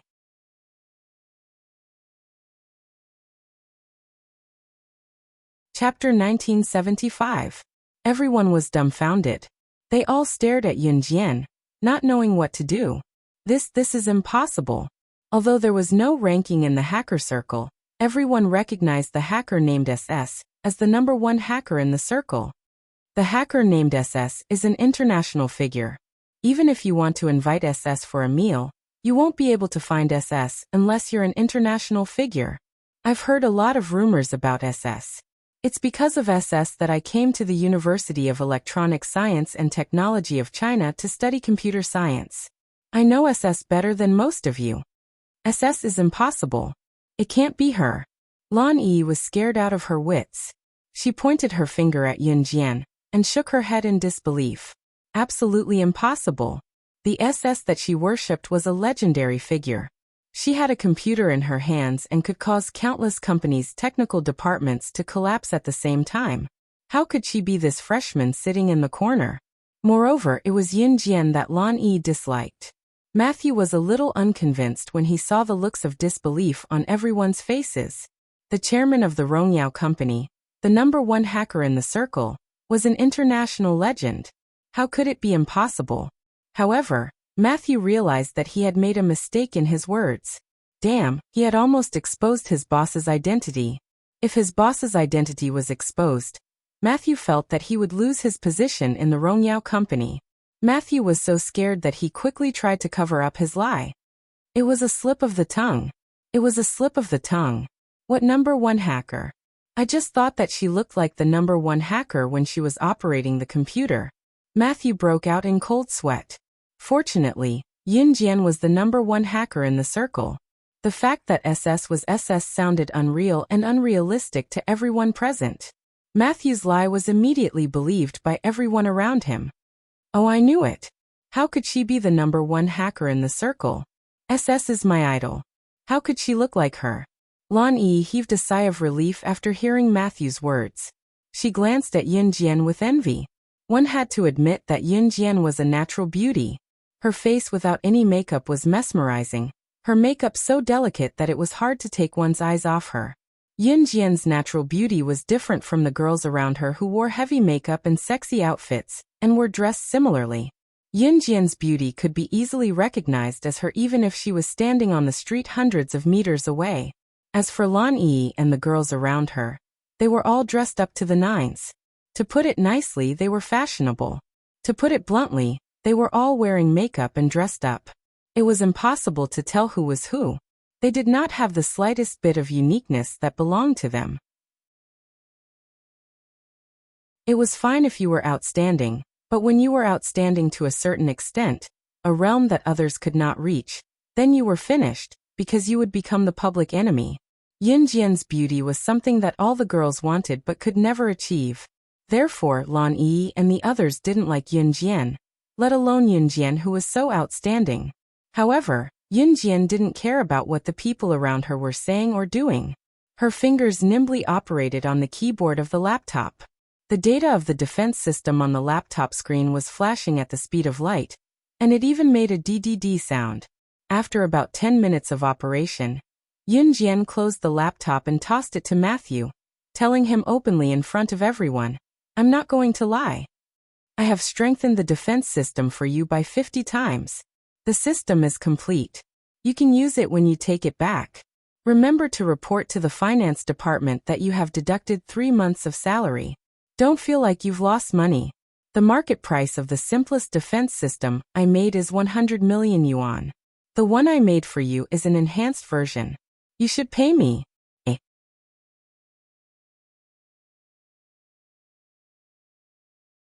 Chapter 1976. Everyone around was led by Lan Yi to look at Yin Jian. They had been discussing Yin Jian since the beginning. However, ever since Yin Jian put her hand on the laptop, she ignored Lan Yi and the others. She continued to do what she needed to do. She only spoke after she was done. Yin Jian was able to keep her composure. She was not influenced by Lan Yi and the others who had bad intentions. This made Mo Bufan look at her in a new light. At the same time, Mo Bufan's view of Yin Jian was also a little more appreciative. This girl was really suitable to be a leader. Perhaps if he handed the martial arts society over to her, he could really reach a level that he could never reach if he led the martial arts society. Mo Bufan's goal was to further develop the martial arts society. He did not care who was the president of the martial arts society. What he cared about was that the president of the martial arts society could lead everyone to a higher and more outstanding place. Moreover, Mo Bufan's original intention was to carry forward the martial arts society. Therefore, if there was such a person who could replace him to lead the martial arts society to a higher position, then Mo Bufan was willing to give up his position as the president of the martial arts society. Just now, Mo Bufan had sensed the aura of a leader from Yin Jian's aura. It was the air of a leader. Just as Mo Bufan was thinking of this, Lan Yi's surprised voice suddenly sounded again. "What? The market price of the simplest defense system you made is 100 million? Are you kidding us?" Lan Yi's words resounded throughout the audience. Hearing this, everyone present was in a trance for a moment. Are you serious? What kind of defense system can she make? Are you messing with us? And the market price of 100 million. I have never heard of it in Jiangcheng. Even the computer science professors in the school can't sell a defense system at a market price of 100 million. Don't tell me you're just bragging about it. Could it be that you are better than the teachers? As soon as Lan Yi finished speaking, a boy who was not handsome and did not have much of a presence, but liked to sit in the group of girls and say some dirty jokes to attract the attention of girls, stood up and looked at Yun Jian. He spoke with slight disdain. It was true that Yun Jian was beautiful, but no matter how beautiful she was, she couldn't make a living, right? Boys also wanted their own face. To a boy, a girl should be smart and beautiful. But if a girl was better than a boy one day, then no matter how beautiful the girl was, the boy would not be satisfied. Of course, not every boy was like this. But at least the boy who spoke up now felt that Yun Jian was too domineering. He couldn't stand it, so he retorted. Zhou, she is someone that Master Matthew knows. How can the teachers in the school compare with her? Brother Kai, who didn't say a word just now, suddenly spoke to the boy. Obviously, this boy's name was Zhou, and he usually hung out with Brother Kai and the others. To be honest, although Brother Kai was a rich second-generation heir, he was not very handsome. He was not very tall, but he was not short either. When necessary, Brother Kai would still stand up and say a few words of justice. This surprised Yun Jian. However, Yun Jian did not show her surprise on her face. Okay, let's sing. She is someone that Master Matthew knows. How can she be bad? Brother Kai waved to the crowd. After all, Brother Kai's family was rich, powerful, and influential. After listening to Brother Kai's words, the surrounding people obediently dispersed. Everyone continued to sing, drink, and eat desserts. They were having a lot of fun. It was as if the shock just now was just a farce. However, the crowd did not know that the real shock had not yet begun. In the corner, Matthew carefully put the notebook that Yun Jian returned to him back into the notebook bag. Seeing that no one was paying attention to him and Yun Jian, Matthew secretly said to Yun Jian, "Boss, our company's Fox recently came to Z country to look for you. I don't know why she came to look for you. At that time, she refused to come with me, saying that she disliked me because I looked stupid."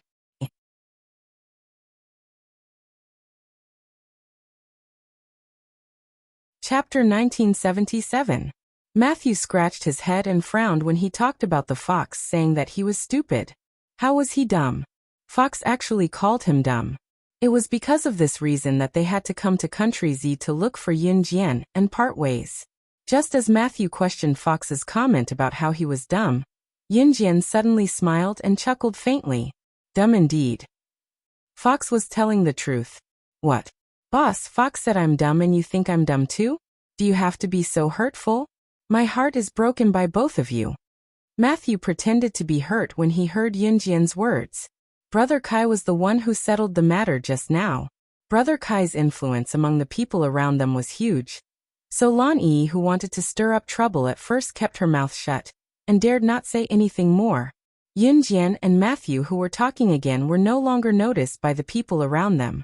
Matthew held his chest, looking like he was heartbroken by Yun Jian. Yun Jian merely glanced at him coldly and sharply from the corner of her eyes. Matthew shuddered under Yun Jian's sharp glare and dared not pretend to be pitiful anymore. Matthew cleared his throat before looking at Yun Jian calmly and said, "I'm sorry, but I'm sorry." Cough, boss. I guess Fox went to Longmen City to look for you. I wanted to go there directly, but there's someone I know here, so I came here first and bumped into you by chance. But you weren't here when I went to look for you. Fox will probably be here tonight, Matthew said. Yun Jian nodded. The atmosphere in the private room was at its climax as everyone fought for the microphone and sang crazily. Perhaps it was because of Brother Kai, the walking treasury, and Mo Bufan, the campus hunk of the University of Electronic Science and Technology of China, who was the object of adoration and fanaticism among the girls.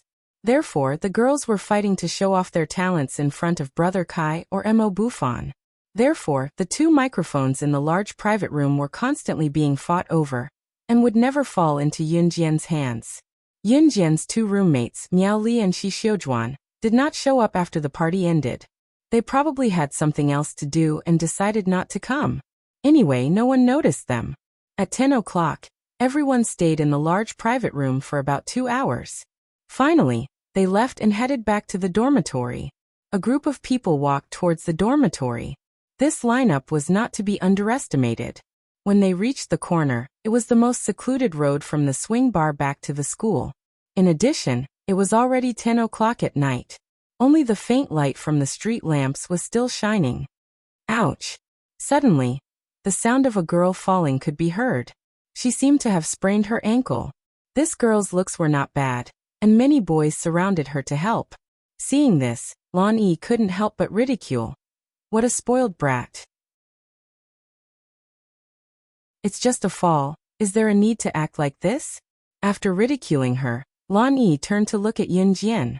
Yun Jian, who was standing in front of everyone, had a slight flash in her eyes. In the next second, two extremely fast figures suddenly appeared in front of everyone. These two figures, each holding a weapon, suddenly appeared in front of everyone like special agents in the movies. Both of them were in an extremely sorry state. The baby-faced woman who was being chased had many scratches on her body. It was obvious that the two of them had been fighting for a long time. Moreover, the baby-faced woman was almost no match for the other woman who was chasing her. What are they doing? Are they killing people? Lan Yi, Zhou Huntao, Mo Bufan, and the others who didn't know the situation suddenly saw this scene, and were so frightened that their faces changed. These two women who suddenly appeared were very skilled. Everyone present could tell at a glance that they were definitely martial artists. At this moment, the two women were fighting like special agents in the movies. Their movements were astonishingly fast. Fox! Matthew shouted at the baby-faced woman who was obviously at a disadvantage and had many injuries on her body. Master Matthew, do you know this person? Although Mo Bufan and the others were shocked, Mo Bufan still stood up and asked Matthew softly. Just as he finished asking, Mo Bufan clenched his fists and said to the boys of the martial arts club, "Boys, come with me to help." Regardless of anything else, just based on the fact that Matthew knew the baby-faced woman, as a boy, Mo Bufan didn't want to see any casualties. Mo Bufan and the others were naturally not. This was a showdown between assassins. They couldn't interfere at all. However, just as Bufan was about to lead the boys of the martial arts club to rush over there to help, he saw a small, nimble, and powerful figure that dazzled everyone was already one step ahead of everyone and rushing over there. In front of everyone, Yun Jian kicked the woman who was chasing after Fox to the ground. Then, a butterfly knife suddenly appeared in her hand. Yun Jian's fast and frightening skills stunned Mo Bufan and the others. However, they saw Yun Jian holding the butterfly knife and pointing the blade at the woman who was chasing after Fox. In front of everyone, she said something that no one could understand. "You dare to touch my people? You're really bold. Which organization are you from? Tell me your name."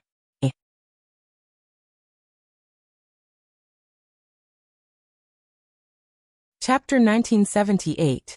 Not to mention that Yun Jian was so smart. Even a fool would know that Fox was being chased by someone. The woman who was chasing Fox had obviously been chasing Fox for a long time. On the way to the swing bar, Yun Jian felt that something was wrong. It seemed that the gunpowder smell that she smelled on the way here came from Fox and this woman. At this moment, the woman obviously knew that Fox was from the Rongyao company and was from the kosher mercenaries, so she attacked Fox. Fortunately, Fox and the civet cat were both assassins. However, Fox was later sent to the Rongyao company by Yun Jian, while the civet cat followed Snake Lizard and worked in the kosher mercenaries. In comparison, Fox's skills were weaker than the civet cat's, but even so, this woman chased Fox for several hours and still couldn't get rid of him. It was obvious that Fox's skills weren't weak. At this moment, after Yun Jian kicked the woman to the ground, the sound of her questioning the woman with the butterfly knife in her hand spread throughout the venue. In the scene just now, Yun Jian's attack was too fast, and the butterfly knife was too violent, so everyone present was stunned for a long time before they reacted. By the time they realized what was going on, the boys from the martial arts club who had planned to help, Mo Bufan, Zhou Huntao, Zhou Zheng, who had been rude to Yun Jian in the private room, and Zhu Huili, who was with Yun Jian, were all stunned. Even Brother Kai, as well as Lan Yi, who spoke rudely to Yun Jian and wanted to deal with Yun Jian, were all stunned. Not for anything else, but for Yun Jian's frightening skills. One had to know that even the president of the martial arts club, Mo Bufan, couldn't react immediately, but Yun Jian. She actually kicked the woman who was chasing Fox away before Mo Bufan made a move. Just based on this point, Yun Jian's skills were definitely above Mo Bufan's. One had to know how fast Fox was when he was fighting with that woman. That speed was comparable to the assassins in the movies. Just now, Yun Jian had kicked the woman away in a way that was faster and more frightening than this. It could be said that if it wasn't for Yun Jian, even if Mo Bufan and the rest rushed up to stop the fox and the woman, they would only be sending themselves to their deaths.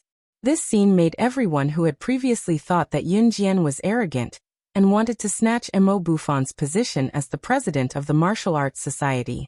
She had even used words to attack Yun Jian. All of them were stunned and their facial expressions stiffened. Zhou Zheng, who had just spoken ill of Yun Jian, was shocked beyond words. Everyone present stared with their eyes wide open. After all, Yun Jian was just a university student like them, and a freshman at that. While everyone was still in a daze, Yun Jian had already pulled up the woman lying on the ground. She placed the butterfly knife on the woman's neck. At this moment, she was like the Grim Reaper, interrogating the woman. "You don't want to say? I have plenty of ways to make you confess."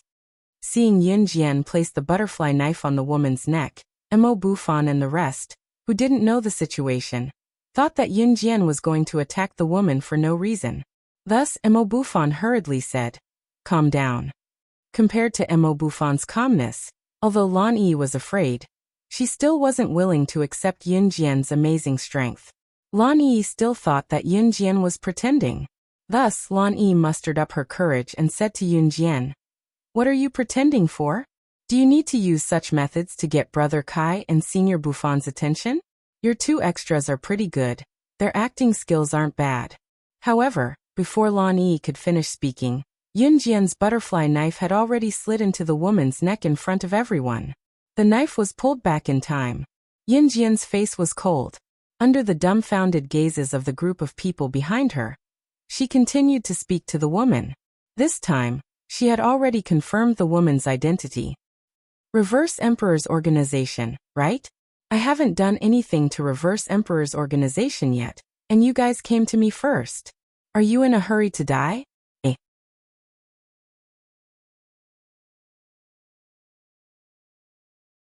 Chapter 1979.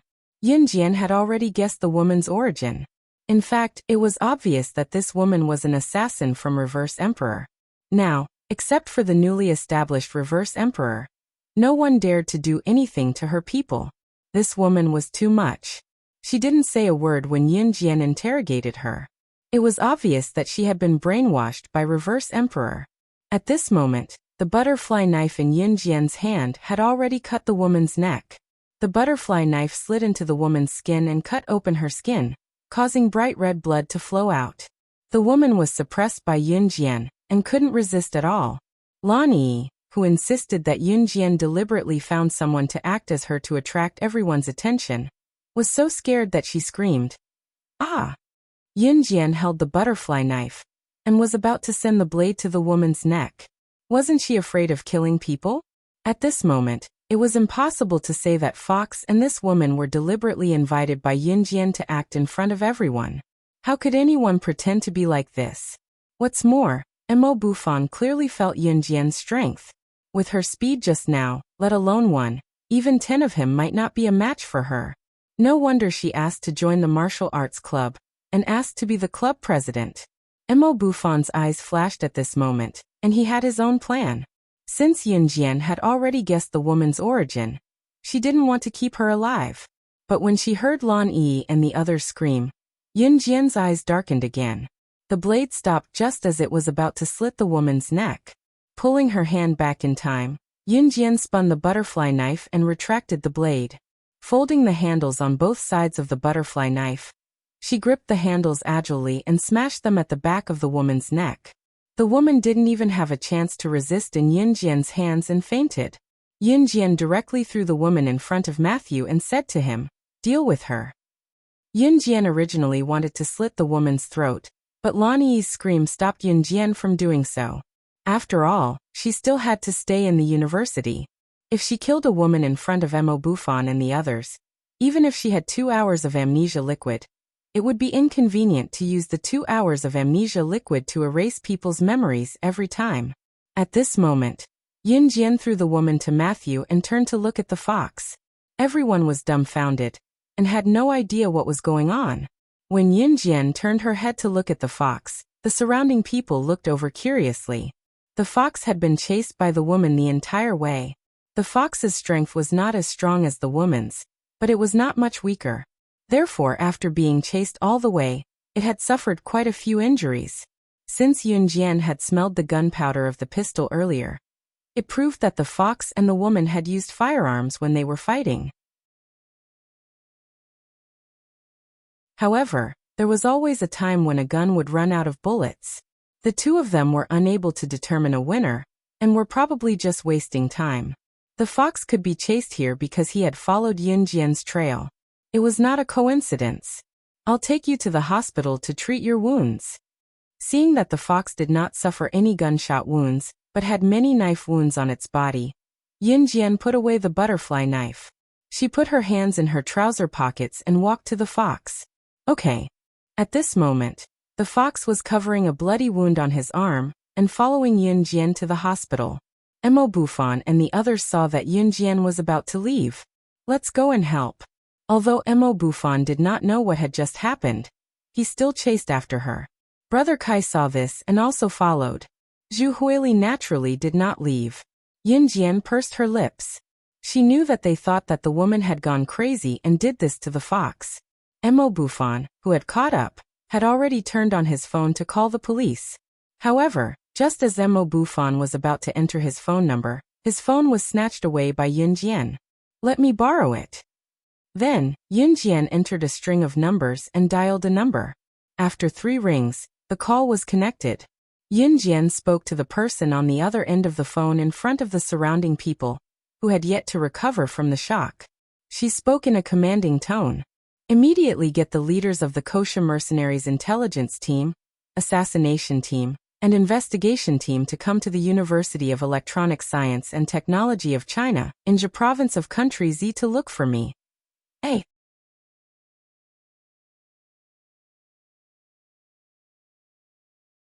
Chapter 1980.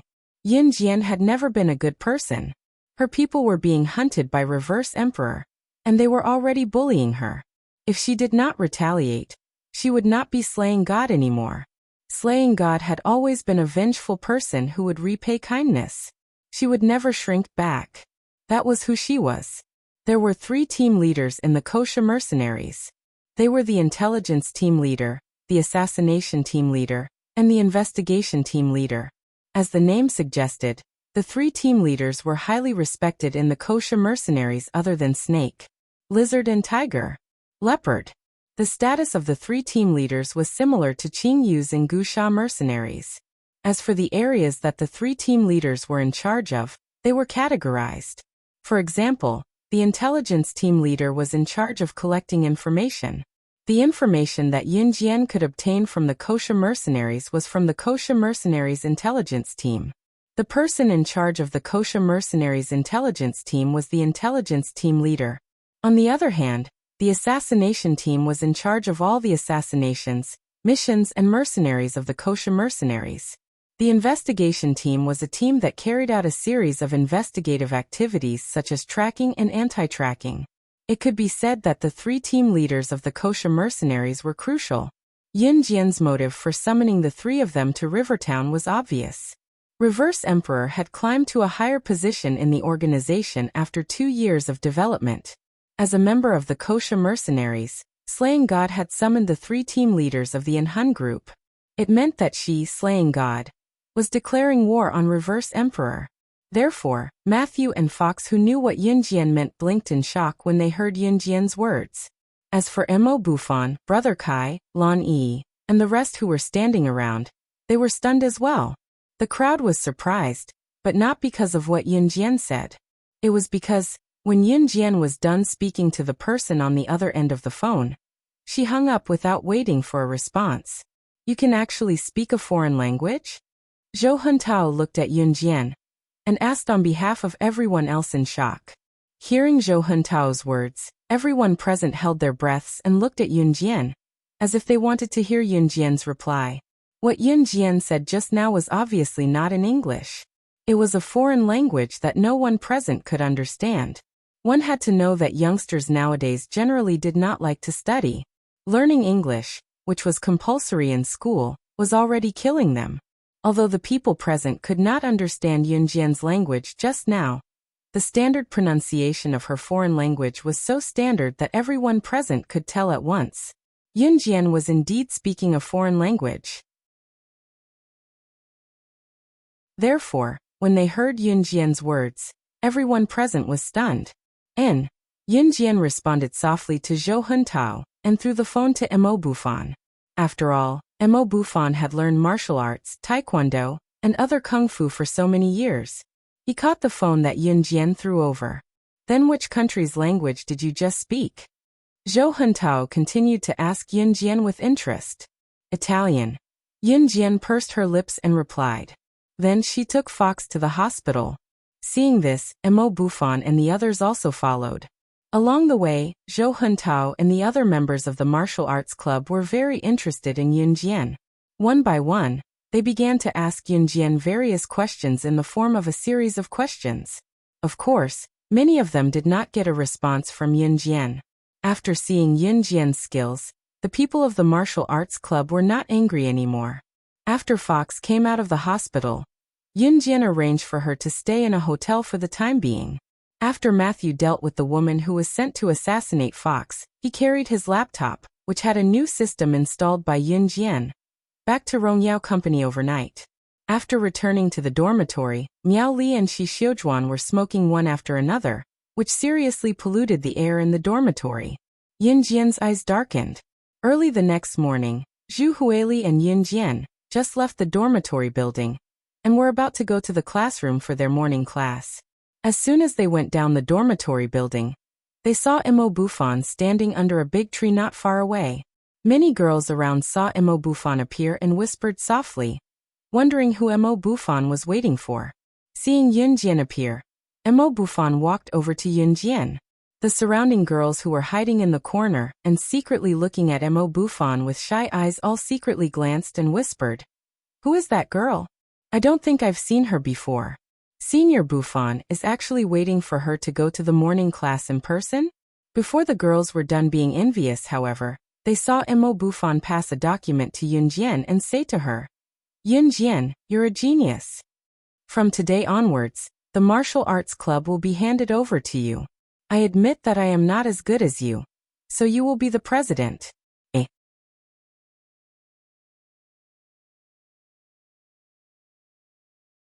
Chapter 1981.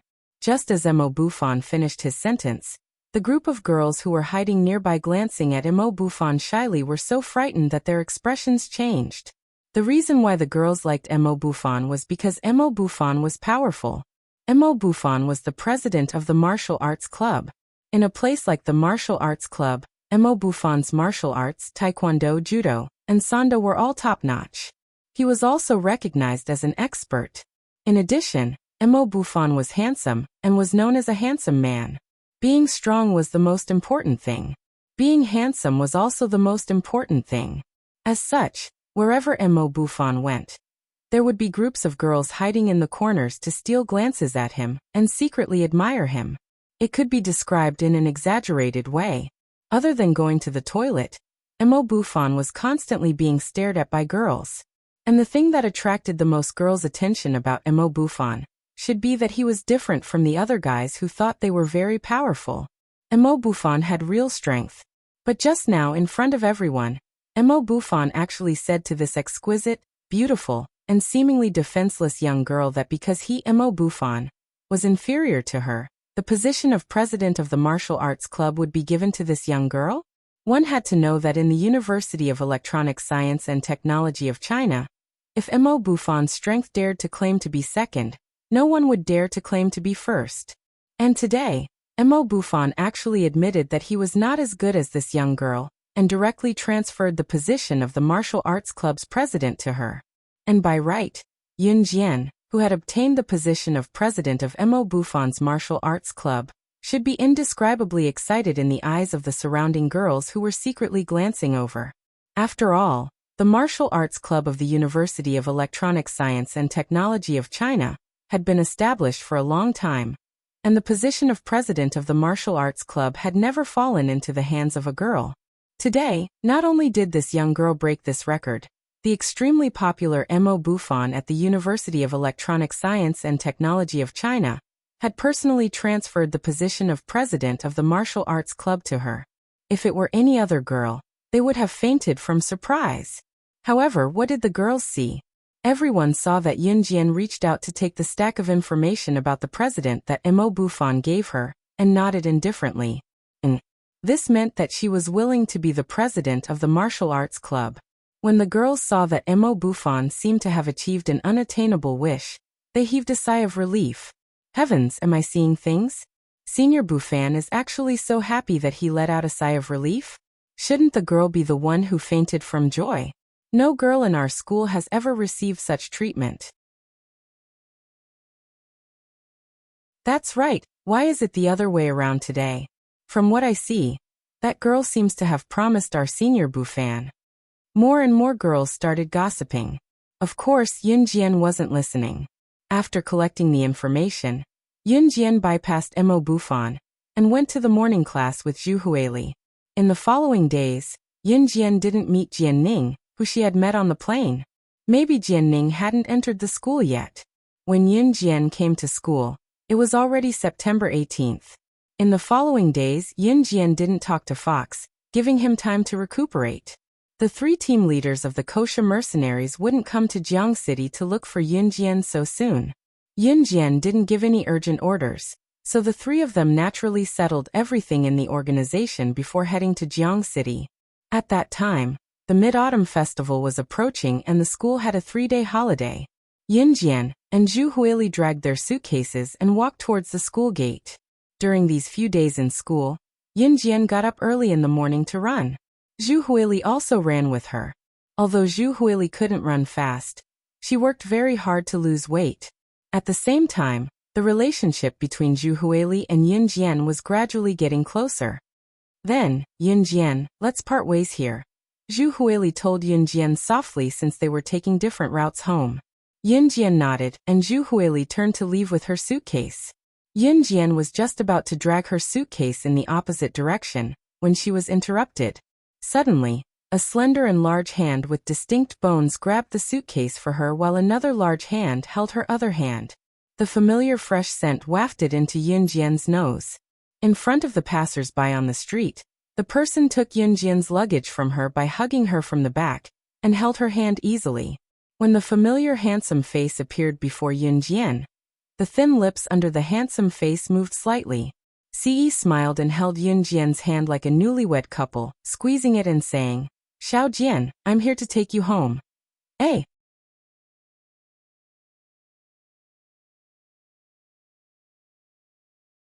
Chapter 1982. The Mid-Autumn Festival was a national holiday. Yun Jian had just packed her things today and left the school gate with Zhu Huili, heading back to their respective homes. After Zhu Huili left, Yun Jian was about to pick up her suitcase when it was taken away by Ce. Ce was holding her hand as he said what he said just now. Yun Jian's smile lifted slightly when she saw Ce. She clasped Ce's large palm with her own, and walked toward Ce's Lamborghini. Ce put Yun Jian's suitcase in the narrow back seat of the Lamborghini. After Yun Jian got into the front passenger seat, he started the engine and the car sped away like a bolt of lightning. Ce had not seen Yun Jian for a few days since he came back the last time. Now that he saw her again, he could not be more in love with her. Ce was different from other men. Some people said that two people would get tired of being together for a long time, especially couples who were very loving before marriage.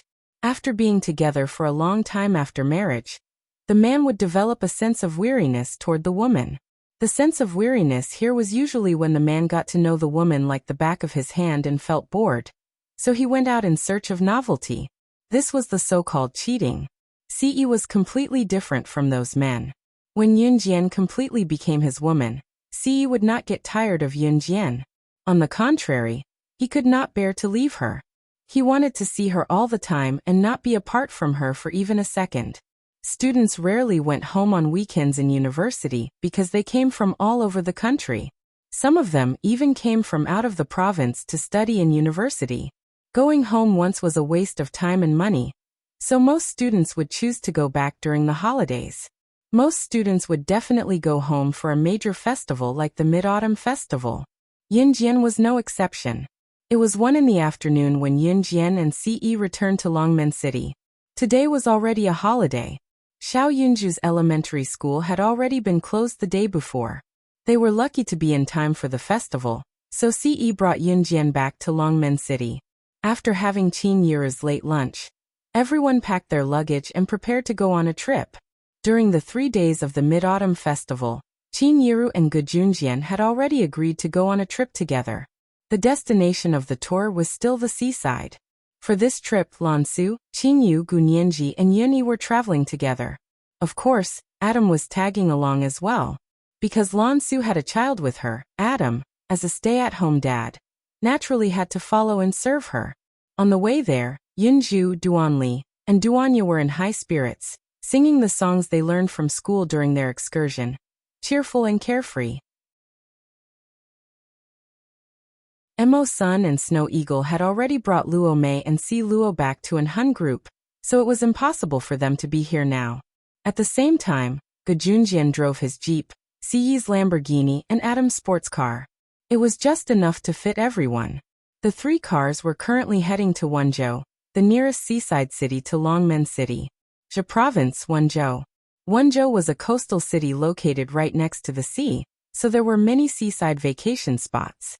Many people who lived near the sea had also started a seaside tourism business. Gujunjian had booked a hotel before they came. It was a hotel near the sea, and while it was not particularly luxurious, it was not too shabby either. Gujunjian knew Siyi's personality, so he had booked a room for Yunjian when he booked the hotel. This made Siyi's impression of his father-in-law, Gujunjian, improve instantly. By then Yunjian and the rest had already brought Xiao Yunju, Duanli, Duanya, Qingyu Yunyi, and Gunianji to the beach. Ce followed Yunjian with a hand in his pocket. Qin Yiru and Gujunjian set up a barbecue rack by the beach, and set up a simple umbrella to start the barbecue. Lansu did not go far because she had a child with her while Adam, one of the 4 leaders of an Hun group, helped Qin Yiru and Gujunjian move the barbecue rack and everything else out. Of course, with Lansu and his child by his side, Adam was happy to move. At the same time, Yunjian had already pulled Duanli and Duanya's hands to the temporary changing room by the beach. Qingyu and Gunianji ran in as well. Ce and Yunyi dragged Xiao Yunju to the men's room. Yunjian even put on a jacket when they came out of the changing room. She knew that Ce did not want to expose her in a swimsuit in front of everyone. However, even with a jacket, Yunjian's fair and slender legs were still exposed to everyone's eyes.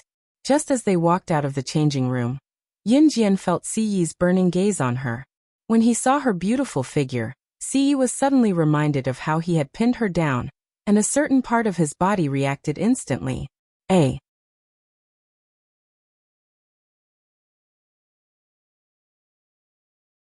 Chapter 1983. Ce did not change out of his swimming trunks, nor did he take off his top. He didn't like to expose his upper body for others to see. It did not matter if Ce was conservative or petty. He could not bear to let others see his Xiaojian, and he would not let other women see him as well. Everything he had belonged to his Xiaojian. By then, other than Qin Yiru and Gujunjian, Lansu who was carrying a child, and Adam who was a mover, the rest of them had changed into their swimsuits. Qingyu had changed into a swimsuit that was not very sexy, but exposed the parts that should not be exposed. Qingyu's swimsuit was conservative, but exposed the parts that should be exposed. It was beautiful and breathtaking. Qingyu's swimsuit was a girlish pink. Gu Nianji wore a green swimsuit that resembled a one-piece dress.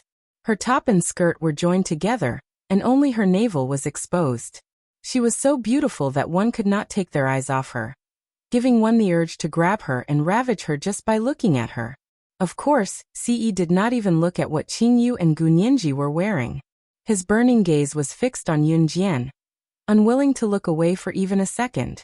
Yun Yi did not take off her top as well, but he had changed into a very conservative swimming trunks. Compared to 2 years ago, he was tall and handsome. Wow, Sister Jian, it's been 2 years and your figure is getting better. Quick. Let me touch you, let me touch you.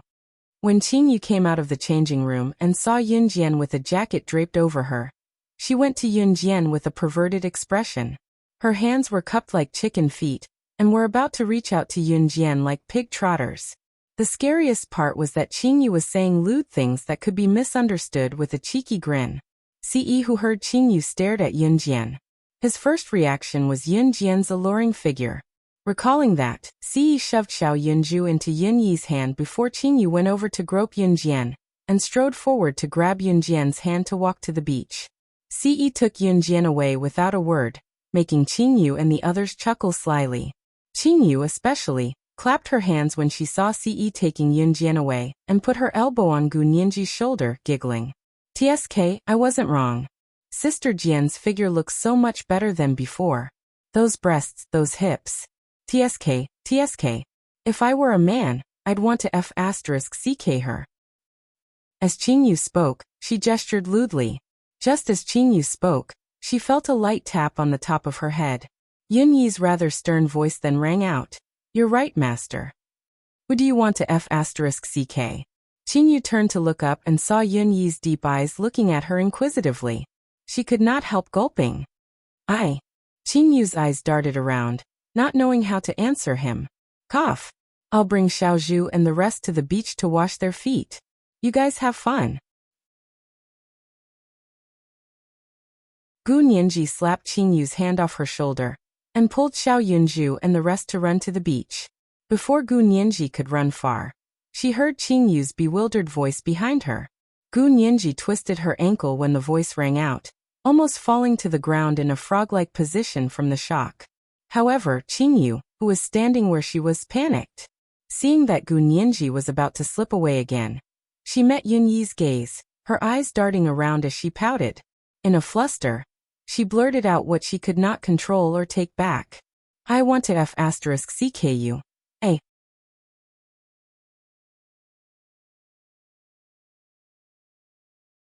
Chapter 1984. Qingyu panicked from being stared at by Yun Yi, so her mouth opened and closed as she blurted out.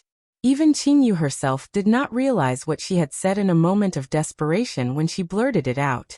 When she finally realized what she had said, Qingyu felt like dying. What kind of rotten mouth was that? What kind of words were those that could cause misunderstandings? Qingyu lowered her head, not daring to look at Yun Yi. Gu Nianji, who was dragging Xiao Yunju and the rest to the beach to wash her feet, slipped and fell forward when she heard Qingyu's words. Feeling like she was going to fall on the ground like a frog, Gu Nianji quickly let go of Xiao Yunju and the rest to prevent Xiao Yunju and the rest from tripping because of her. However, just as Gu Nianji's body fell forward, Xiao Yunju, Duanli, and Duanya held her hands together to steady her. Cough, cough, cough. Although Gu Nianji called herself a matchmaker, she had never had a man before. Her face was as red as a monkey's, but when she heard Qingyu's words, she coughed twice and dragged Xiao Yunju and the rest to the beach, sprinting toward the beach. She did not say anything. She did not hear anything. By then, Qingyu had already noticed Gu Nianji's reaction. She blushed furiously when Gu Nianji heard what she had said. "You're the one who said it." Yun Yi reached out to rub Qingyu's head gently with his large palm. A devilish smile curled up at the corner of his lips. Qingyu suddenly had a feeling that she had been tricked by herself. "I'll go play with Gu Nianji," Qingyu said, trying to break free from Yun Yi and sneak away. "Stay with me." Before Qingyu could escape, Yun Yi grabbed her hand. Qingyu's ability was powerful, but she was not outstanding in terms of skills. However, Qingyu, who was known as the Lady Poison, could poison anyone at will without being noticed. This was Qingyu's ability. However, Yunyi had been training her skills daily for the past 2 years. Yunyi was very talented and Yunyi's ability was already above Qingyu's. Qingyu was good at using poison. She could even poison the top international figures without them noticing. However, Qingyu and Yunyi had been dating for 2 years. At this moment, Yunyi knew Qingyu like the back of his hand. He even knew what she would do in the next second.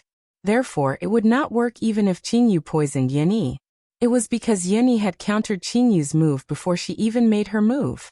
Qingyu blinked, clearly still reeling from the awkward situation earlier.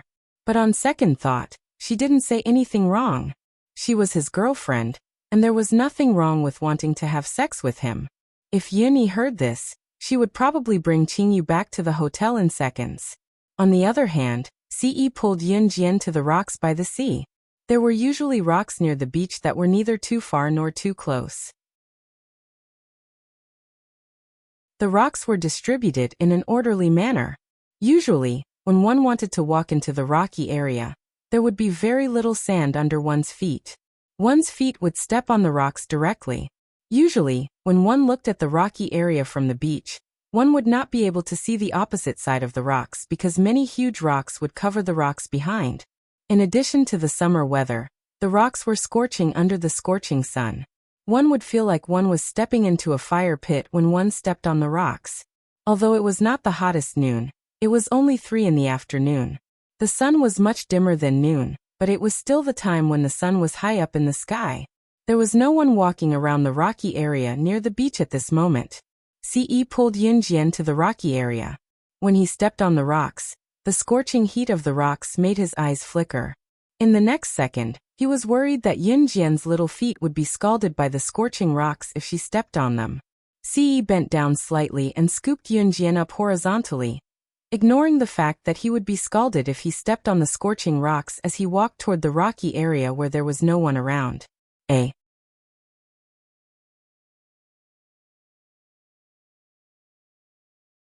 Chapter 1985. Where are you taking me?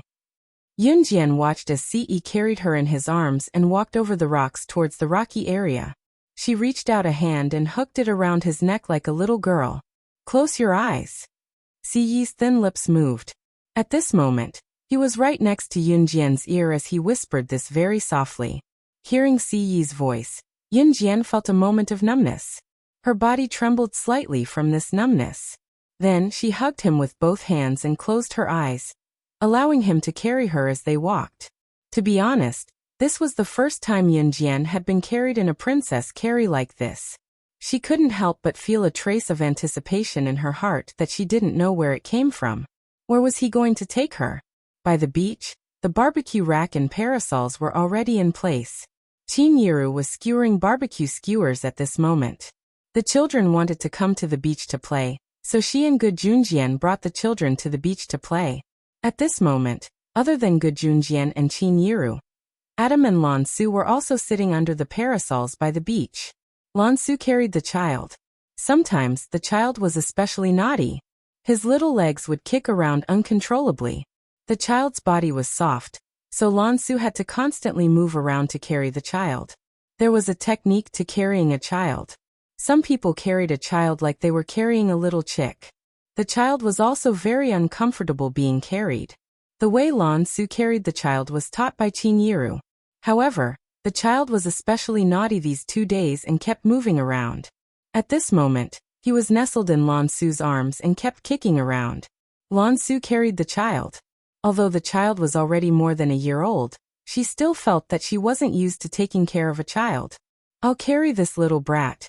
You rest for a while. Adam finished moving the barbecue equipment and came over to take the mischievous Zhou Ran from Lansu's arms. Zhou Ran was the name of Adam and Lansu's child. He was already over a year old this year, and he was fair and chubby. Adam wanted to take the child from Lansu's arms. Zhou Ran, this little fellow, used all his strength to hold onto the corner of Lansu's clothes, unwilling to let his father carry him. When Adam saw that his child was grabbing the corner of Lansu's clothes, he suddenly felt a burst of jealousy. Once he thought about how this stinking brat had actually grown up drinking his wife's milk. Adam could bear to do it. He pulled away the little fellow's hand that was grabbing onto Lan Su's clothes, and forcefully carried the crying little fellow from Lan Su's embrace. Be careful, you'll hurt him. When Lan Su saw this, he became anxious. He's the one who did it, Adam said with jealousy. If this little guy wasn't his son, Adam would have already flung him to the ground. How can you treat little Iran like this? Don't carry the child anymore, give him back to me. When Lan Su saw this, she felt a burst of heartache and reached out to take the child back from Adam. If you don't want me to treat him like this, you have to promise me one thing. Adam lightly patted the little fellow's butt and suddenly said this. At this moment, Qin Yiru and Gu Junjian were happily standing together and talking. They skewered barbecue skewers one by one, so they didn't notice Adam and Lan Su. Taking advantage of the moment when Qin Yiru and Gu Junjian weren't paying attention, Adam suddenly stuck his head close to Lan Su's ear and whispered, "Tonight, let me drink the milk you feed this stinking brat. Then I won't treat him like this." When Lan Su heard this, his face instantly turned red. Yunjian and Ce were unaware of what was going on here. Ce had already carried Yunjian into the rocky area. No one walked by the edge of the rocky area. Once they entered the area, even if someone were to cruise back and forth on the sea on a yacht, they would not be able to see the blind spots behind the large rocks. Ce carried Yunjian to a few spots in the rocky area that were covered by rocks. There was no one around. He pressed Yunjian against a large rock and bit Yunjian's ear softly. "Xiao Jian, you can open your eyes now." Just as Yunjian opened her eyes, she felt Ce pressing her against a rock in an embarrassing position. Her legs were lifted. Having spent 2 years with Ce in the sacred spring, how could Yunjian not know what Ce was thinking right now? She pushed Ce. "What are you doing? Someone will come here anytime." However, she felt Ce flip her over and was already busy. "I've checked. There's no one around. Don't you want it, Xiao Jian?" As he spoke, Ce.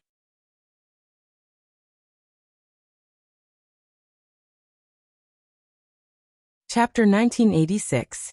It was a sunny afternoon. In broad daylight, in the blind spot of the rock, where no one could see, Ce did something shameful to Yunjian. When Ce did that to Yunjian, neither of them took off their clothes. Because they were outdoors and the beach was nearby, Yunjian didn't dare to scream. She could only hold on to Ce's clothes tightly and let Ce do whatever he wanted to her. She had to admit that Ce had become more and more daring ever since they started having sex 2 years ago. He actually dared to pull her to the beach. In the end, Ce couldn't control himself and directly sent his savings into her body. Yunjian hurriedly pushed him away. "Don't get pregnant." It was too late. It was already over. In the past 2 years in the Holy Spring, Ce had always wanted to do shameful things to her.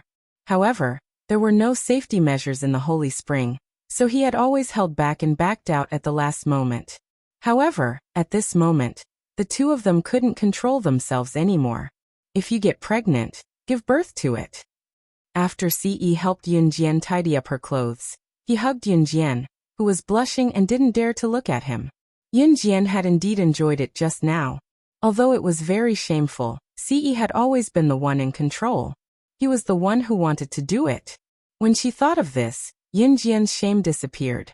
Pushing Ce, Yunjian said, "My legs are wobbly. I'll carry you back." With that, Ce was about to carry Yunjian horizontally. "Don't go back now." Yunjian pushed Ce a few times. After doing such a shameful thing in the rock field near the beach, Yunjian didn't dare to see Qin Yiru and the others. She was afraid that they would find out that she and Ce had done something so shameful outside. "Xiao Jian, are you shy?" Ce brushed Yunjian's hair with a smile and whispered in her ear. Ce saw that Yunjian's earlobes blushed again when she heard what he said. His smile widened at the sight. That was right. Adam already had a child. How could he fall behind? Now that his Xiao Jian was an adult, Ce did it on purpose just now. That was the only way his Xiao Jian could get pregnant with his child. Then give birth to it. Poor Yunjian had no idea of Ce's naughty thoughts. At the same time, Qin Yiru and Gu Junjian had started a charcoal fire in the barbecue rack and placed the skewers on it. The skewers they brought this time included lamb skewers, sausages, chicken wings, tofu, and green beans. Gu Junjian placed the skewers on the barbecue rack and smeared a layer of oil on them. There was a crackle of oil on the skewers, followed by a puff of smoke that carried the fragrant scent of barbecue. Smells good, smells good. Zhou Ran, who smelled the aroma, began tapping his hands and legs alternately as he uttered words that were not pronounced properly. Zhou Ran, the little fellow, could now speak some simple words.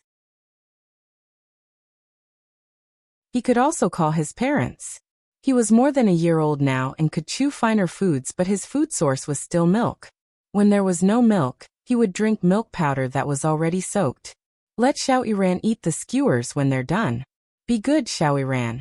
Qin Yiru smiled at the child and told him in a coaxing tone. There was no telling if the little guy understood what she said, but he grinned suddenly, his arms and legs bouncing up and down even more energetically. When the skewers were almost done, Yin Jian and Ce came back as well. Gun Yinji had also come back with Xiao Yunju and the girls. She did not know where Yun Yi had brought Qingyu, but when they returned, Qingyu was in high spirits. Yin Jian's legs were wobbly. Sister Jian, where did you guys go just now? We couldn't find you guys. Qingyu skipped over to ask Yin Jian. Yin Jian blushed at the question of where she had gone. Qingyu did not notice anything amiss. Suddenly, Qingyu saw that Yin Jian's fair legs were red, like they were pressed down by something heavy for a while. What Qingyu did not know was that the red marks were caused by Ce. Qingyu did not think much about it either. She looked at Yin Jian's legs and asked, Sister Jian, why are you looking at your legs? Ah, Sister Jian, why is the side of your leg so red? Did you get pricked by something when you swam in the water just now?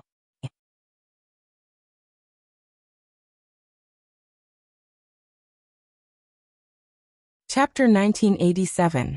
Yin Jian's first reaction when she heard Qingyu was to gather her thighs and pull the short jacket closer to her thighs. It was not enough to cover her thighs, but it was better than just now. At that moment, Yin Jian's cheeks were indescribably rosy. Huh, Sister Jian, why are you blushing? Qingyu had no idea what she had just discovered as she tilted her head to look at Yin Jian and asked suspiciously, It's probably an allergy. It's fine. Yin Jian lied through her teeth. Yin Jian was not as thick-skinned as Ce, nor was she as fluent in lying as Ce. It was worth mentioning that Ce was an expert at telling lies. Why are you allergic?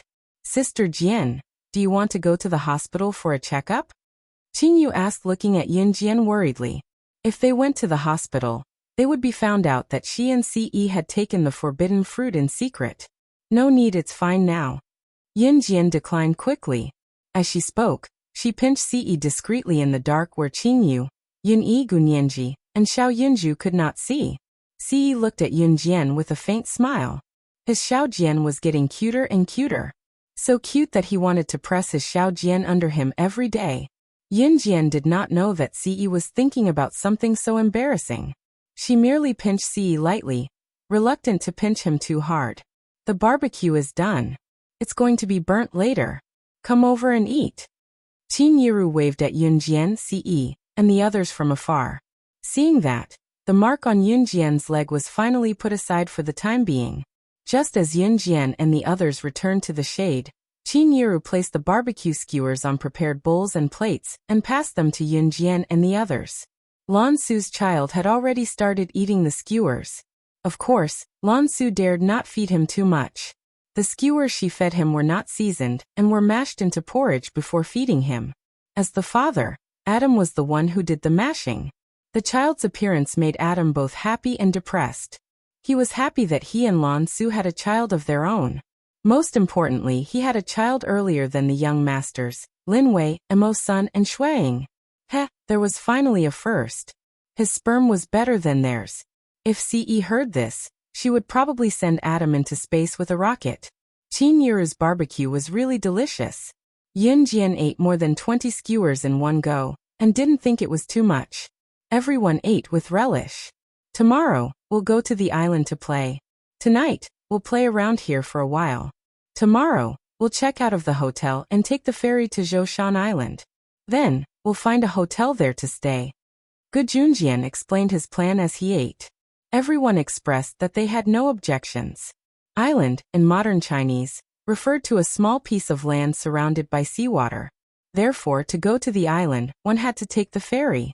And to take the ferry, one had to go to the pier. Because there were many people traveling during the Mid-Autumn Festival, the tickets had to be bought in advance. Otherwise, one wouldn't be able to take the extra seats on the ferry. The island they were going to was called Zhoushan Island. Zhoushan Island was the largest island among the many nearby islands. At the same time, it was also the largest island in Country Z. Whether it was the beaches or the scenery on Zhoushan Island, it was one of the best.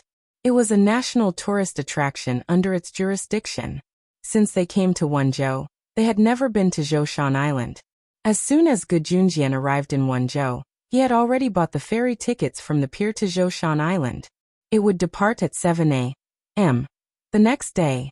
The trip didn't end after eating the barbecue. The Mid-Autumn Festival trip would officially begin the next morning.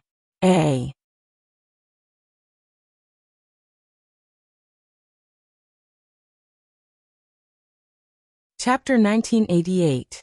They stayed there from 3 in the afternoon to 6 in the evening. The sun in the west was already setting, and the orange afterglow was reflected on the slowly floating clouds, leaving behind a scene that seemed like the sunset had not yet set. After admiring the afterglow of the sunset, everyone returned to their residences.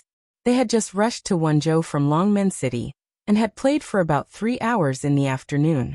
They even had a barbecue, so everyone was a little tired. Just as they were about to head back, Gu Junjian received a call.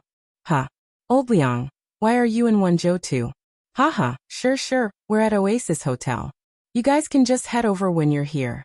Oh sure. See you later then, haha. Gu Junjian was surprised and delighted at the person on the other end of the phone, before hanging up. Since the call was not on speaker, only Gu Junjian's surprised and delighted voice could be heard. It was only when Gu Junjian ended the call that Qin Yiru glanced at Gu Junjian and asked, "Who was it?" Gu Junjian and Qin Yiru were becoming more and more like an old married couple. Even the way they spoke sounded like an old married couple. After Gu Junjian ended the call, he explained to Qin Yiru with a smile. It was old Liang. His company gave him a break for the Mid-Autumn Festival too. He heard that we're traveling with our kids, so he came along too. He said he'd go to Zhoushan Island with us. It's a rare opportunity after all. After Gu Junjian explained, Qin Yiru hummed in response and nodded. Old Liang was Gu Junjian's childhood friend, and had known Gu Junjian since they were young.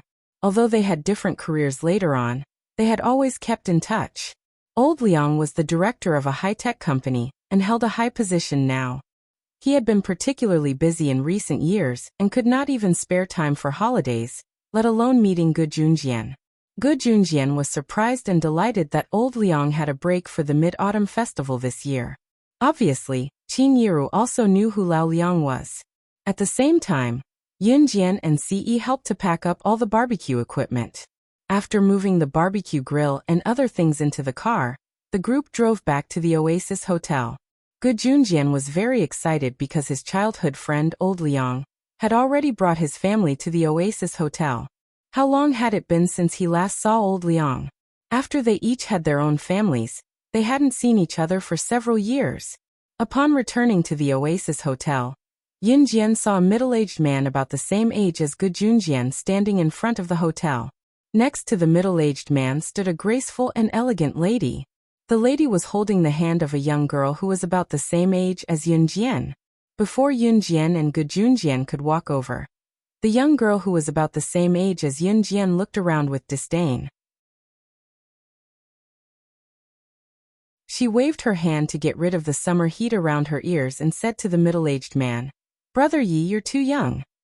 "Dad, why do we have to come to such a godforsaken place for a vacation? It's so hot. You can just find your friends and come by yourself. Why do you have to make me and my mother come too? I don't care. I've already asked you to accompany me. He'll be here soon." "You, Sai, I say, you're so worrisome even after growing up. I've already said that Jinyu isn't suitable to be your boyfriend, much less your future husband. Why don't you listen to me?" When the middle-aged man heard his daughter's words, he was furious and clenched his fists. "What are you doing? Are you trying to hit our daughter? I think Jinyu is an upright person. He's not bad. The most important thing is that our daughter likes him. Our daughter is fair, rich, and beautiful. She can have any man she wants. When the lady saw that her husband wanted to hit her daughter, she hurriedly stood in front of her daughter and glared at the middle-aged man. Old Liang.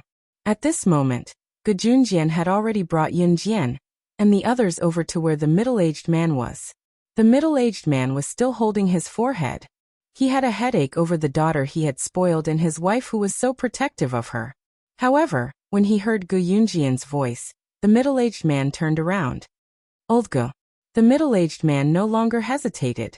He walked over in front of everyone and hugged Gu Junjian, whom he hadn't seen in a long time.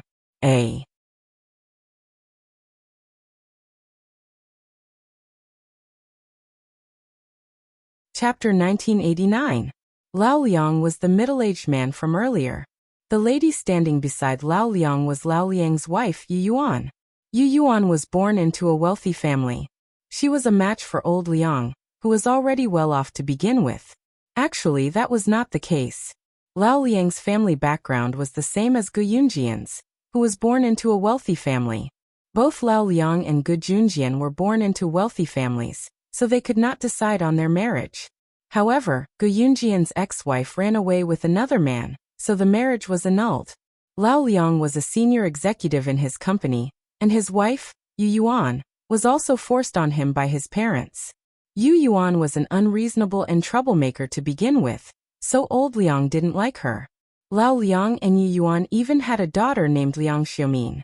Liang Xiumin was the daughter who did not listen to Lao Liang. Her father did not agree, but Liang Xiumin insisted on having a boyfriend. This time, Liang Xiumin was forced to come to Wenzhou by Lao Liang. Liang Xiumin reluctantly called her boyfriend over. And he was almost here. Lao Liang knew that Gu Junjian was coming out to have fun, so he came over because his company was on holiday. Now that he saw his old friend, Gu Junjian, whom he had not seen for a long time, Lao Liang forgot about his daughter and walked over to hug Gu Junjian. Because of many things, Lao Liang could not leave Gu Yunjian's second wedding, so Lao Liang felt a little apologetic. Now that he saw Qin Yiru, Lao Liang even said apologetically to her, "Sister-in-law, I did not make it to your wedding. Please forgive me." Lao Liang did not come, but he did not forget the gifts. Qin Yiru naturally remembered who was good and who was bad. Therefore, Qin Yiru also said a few words of courtesy. Other than Yu Yuan and Liang Xiumin, who did not talk to Qin Yiru or Gu Junjian, Lao Liang was very friendly. In the end, it was old Liang who forcefully introduced his daughter, Liang Xiumin, to Yun Jian. However, at that time, Liang Xiumin was at odds with her father and did not want to talk to anyone. It wasn't until Liang Xiumin's boyfriend, Jinyu, arrived that Liang Xiumin finally opened her mouth, and her bad mood improved a little. Liang Xiumin's boyfriend, Jinyu, was dressed like a gangster. In this era, tattered pants were not popular, and boys or girls wearing tattered pants would give people the impression that they were hooligans.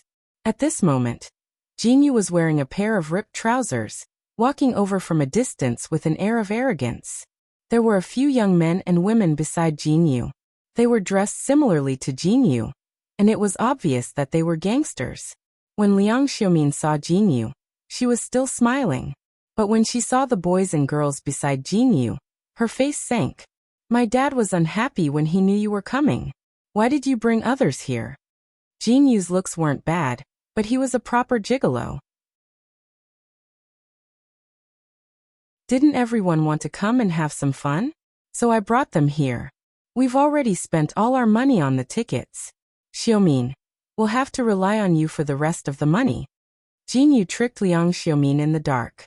As he spoke, Jinyu moved closer to Liang Xiumin and added suggestively, "I love you, so I came even though I don't have any money with me. Alright, don't be mad anymore." Yunjian heard Jinyu and Liang Xiumin's secret conversation. It was obvious that Jinyu was lying to Liang Xiumin. After all, the Liang family was rich and affluent. What did that have to do with Yunjian? As Liang Xiumin and Jinyu spoke, Yunjian had already returned to the hotel with Ce, Qingyu, and the others. It was 8 in the evening when Qingyu came to ask Yunjian out. "Sister Jian, There's a casino on the second floor of this hotel. Do you want to go play a few rounds? Ce and Yun-yi were both called over by good Junjian to play chess with him and old Liang. Ce naturally agreed to his future father-in-law's invitation. Oasis Hotel was an AAA-rated National Green Hotel. The facilities in the hotel were luxurious, with hot springs, massage parlors, and more. There was even a chess room. Once Yunjian recalled what Ce had done to her in the afternoon, she nodded and agreed to Qingyu's request. With the mysterious man still alive, her safety was at risk at all times. It was best if she did not get pregnant now. It was not that Yunjian did not want to bear Ce a child. Therefore, while Ce was not around, Yunjian planned to go to the pharmacy downstairs to buy an emergency morning after pill. Of course, Yunjian dared not let Ce know that she was going to buy the pill. Yunjian's period had been irregular for the past 2 months. She was afraid that if she really got pregnant, she would not be able to fight the mysterious man, and would be a burden to Ce. Yunjian did not think about the consequences if Ce found out about her buying the morning after pill.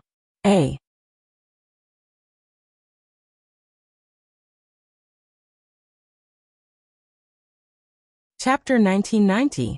Sure. Yunjian agreed to Qingyu's invitation. She could buy the morning after pill from the pharmacy downstairs when they went to the casino later, and consume it secretly. Who would not know that? Qingyu had actually come over to ask Yun-yi to gamble with Yunjian at the casino when she was not around. Yunjian was known as the female gambling god by the group of old men with the best gambling skills in the international gambling industry. Yunjian had even gambled away a month's worth of profits at the internationally renowned Fengyun Casino for a night. 1 billion USD. Her gambling skills were astounding. That was why Qingyu had come over to ask Yunjian out, planning to have Yunjian bring her, a poor person with mediocre gambling skills, to win big. Both of them had just left the room, and went down to the second floor of the hotel when they bumped into Liang Xiumin, Jinyu, and the rest. Liang Xiumin pouted and followed Jinyu and the rest to the casino unwillingly. Don't worry, what's so scary about the casino? I'll protect you. Moreover, we're not betting much, so the chances of winning are high. Even if we lose, it won't cost much. Xiumin, your family is so rich. You wouldn't care about such a small amount of money, would you? Jinyu was still baiting Liang Xiumin when she caught sight of Yunjian, and Qingyu just as she said that. Jinyu stopped what she was about to say immediately. From what Jinyu had said to Liang Xiumin when she first appeared and what happened afterward, it could be seen that Jinyu was a gigolo. Liang Xiumin's father, old Liang, was the general manager of a high-tech company, and was very wealthy. Jinyu had her eyes on Liang Xiumin's family's wealth since the beginning. Liang Xiumin was not particularly pretty, but she was still acceptable. For the sake of money, Jinyu got close to Liang Xiumin, who appeared to be high and mighty, but was actually quite gullible. It was a coincidence that they bumped into Yunjian at the entrance of the hotel casino, and it shut Jinyu's mouth to bluff Liang Xiumin. Jinyu had already seen Yunjian at the gate. It had to be said that Yunjian's appearance was too attractive. Jinyu was attracted at a glance. Seeing that Yunjian was going to the casino, Jinyu put down her sugar daddy, Liang Xiumin, and hurriedly waved at Yunjian. Hey, we met at the entrance just now. You're the daughter of Xiumin's father's friend, right? Why did a girl like you come to the casino? Don't tell me you know how to gamble? As she spoke, Jinyu flipped her short black hair. This was Jinyu's way of flirting with girls. There were very few girls who weren't attracted to Jinyu. To be honest, Jinyu's looks were indeed not bad. She was fair and clean, and her bones revealed a youthful aura. He was the type that many young girls liked and pursued. However, Yunjian was not interested in this type of thing at all. Yunjian ignored her and went to the casino with Qingyu. Hey, why is she ignoring us? Liang Xiumin wanted to call out to Yunjian when she saw this. Forget it. She should be the more aloof type, Jinyu said as she stopped Liang Xiumin while watching Yunjian walk into the casino. A few of Jinyu's friends stood beside her. They were all gangsters like Jinyu. Among them, a girl named Tong Liwei thought of a tall and handsome figure when she saw how Yunjian ignored Jinyu and walked into the casino. Tong Liwei was envious when she saw how Ce held Yunjian's hand at the entrance earlier. She wanted to have such a handsome and outstanding boyfriend as well. Therefore, she had the urge to snatch Ce away from Yunjian. Tong Liwei had always been someone who would act on her thoughts. Now that she saw Yunjian walk into the casino, she could not help grumbling in front of everyone. This girl is probably from the triads. She must be someone who doesn't know how to behave if she can enter a place like this. The handsome man did not follow her, which meant that Yunjian had snuck in. Thinking of this, Tong Liwei had the urge to catch Yunjian's misdeeds and let Ce see Yunjian's true colors. Ce would probably look down on Yunjian this way. When Ce was traumatized by the breakup, she would go and comfort him. After all, young men and women would be hurt for a long time after breaking up. Then, would it not be a matter of time before she took office? Tong Liwei smirked, feeling pleased with herself for having such a thought.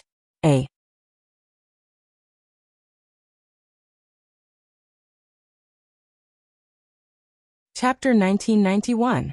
Yunjian did not know nor was she interested in what Tong Liwei, Jinyu, and the rest were thinking. By then, Yunjian had already entered the casino on the second floor of Oasis Hotel. The casino on the second floor of Oasis Hotel was not big, but it was not small either. Yunjian caught a whiff of the thick scent of cigarette smoke as soon as she walked in. There was a foul stench mixed in as well.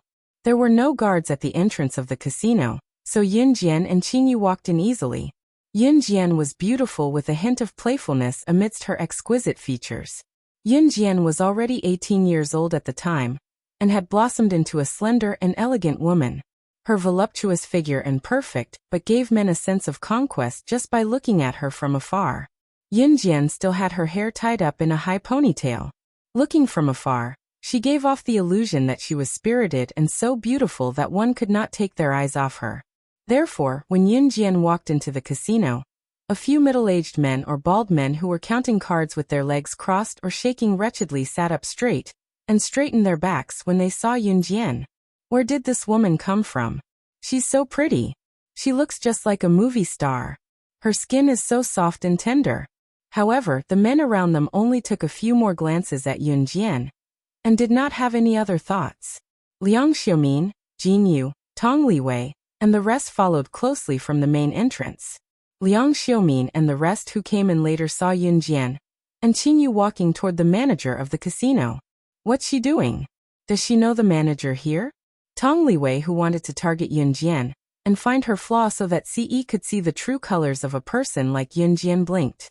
Tong Liwei thought to herself, this woman is a B***starred indeed.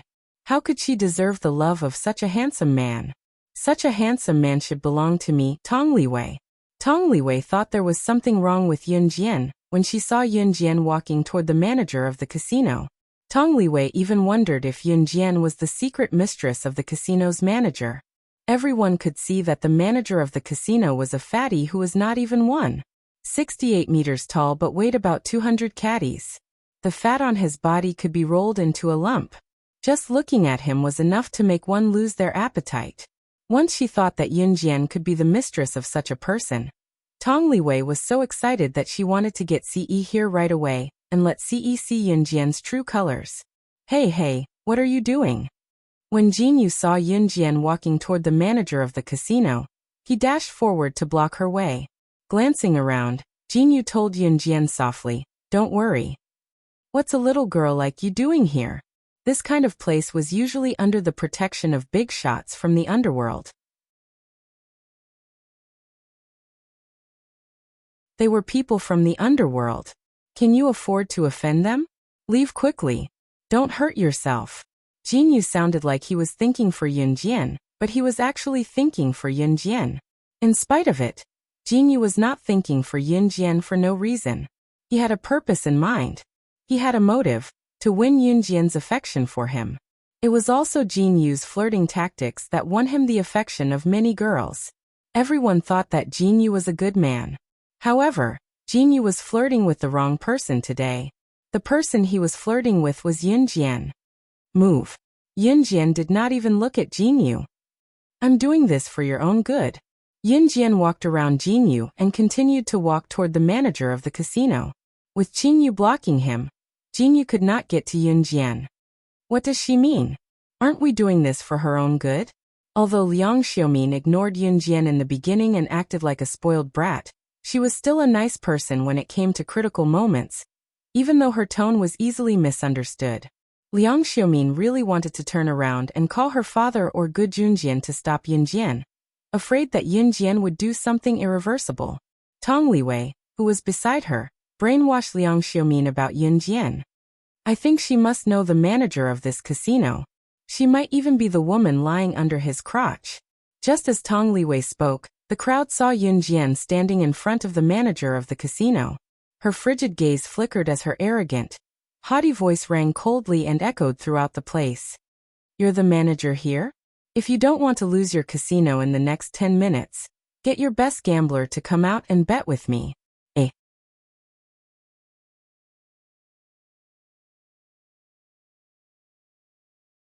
Chapter 1992. When Yunjian said this, her tone was flat, so flat that no one present could tell whether she was happy or sad. But the flat words that came out of Yunjian's mouth sounded extremely arrogant in the ears of everyone present.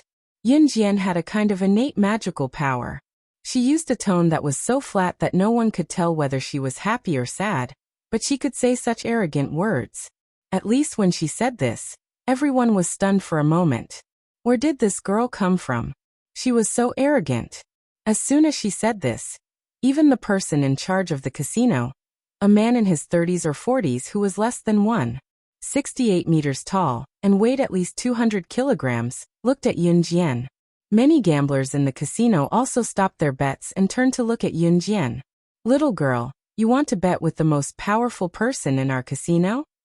The person in charge of the casino, a man who weighed around 200 kilograms and was known as Brother Iron Bull, glanced at Yunjian. Judging from his tone, the aura that he displayed was not at all inferior to Yunjian's. Some people had a strong aura, but when faced with a truly powerful person, that strong aura would immediately be defeated. For example, this person in charge of the casino who was known as Brother Iron Bull. You're crazy. I've already told you that those who open casinos must have someone backing them. Be careful not to get entangled with them. You won't be able to escape. I'm doing this for your own good. When Jinyu heard this, he walked closer to Yunjian and winked at Yunjian in the softest voice possible. It had to be said that Jinyu was taking a risk this time to make Yunjian have a good impression of him. When a normal girl saw a guy who was considered handsome showing so much concern for her, even if this guy had a girlfriend, he would still come up to flirt with Jinyu. But Yunjian? She actually ignored him time and time again. The more Yunjian ignored him, the more Jinyu wanted to get closer to Yunjian. Therefore, even though she knew that she couldn't speak carelessly in the casino, not to mention that Yunjian had already attracted the attention of the person in charge of the casino, Jinyu still took the risk to stand up and dissuade Yunjian in order to gain a good impression. Yes. Yunjian looked at the person in charge of the casino, who was Brother Tainyo. She answered softly in front of everyone and still ignored Jinyu. Aha. It's been a long time since I've met such an interesting girl like you. He even said that if our casino's best player didn't come out to bet with you, you could win our casino in 10 minutes. How arrogant. Come, I, Iron Bull, will bet with you. Brother Tainyo struggled to get up from his seat and waved at Yunjian.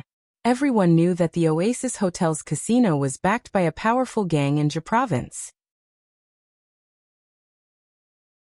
And this powerful gang had a certain cooperative relationship with Jia Province's #1 gang, Falcon Hall. Falcon Hall had a very high status in Jia Province. That was Jia Province's #1 gang. Falcon Hall's boss, Slaying Luo, was a powerful and ruthless character. Although Slaying Luo hadn't fought for 2 years, her achievements in the past still made people's blood boil when they heard about it. Brother Tainyo, who was the person in charge of the casino, was also the best gambler in the entire casino. It was said that he had never met a match in the Oasis Hotel's casino. This girl who appeared out of nowhere dared to bet with Brother Tainyo? Was she prepared to lose? Jinyu saw that Brother Tainyo had already spoken, so he didn't dare to dissuade her anymore. What if he went overboard and got himself into trouble?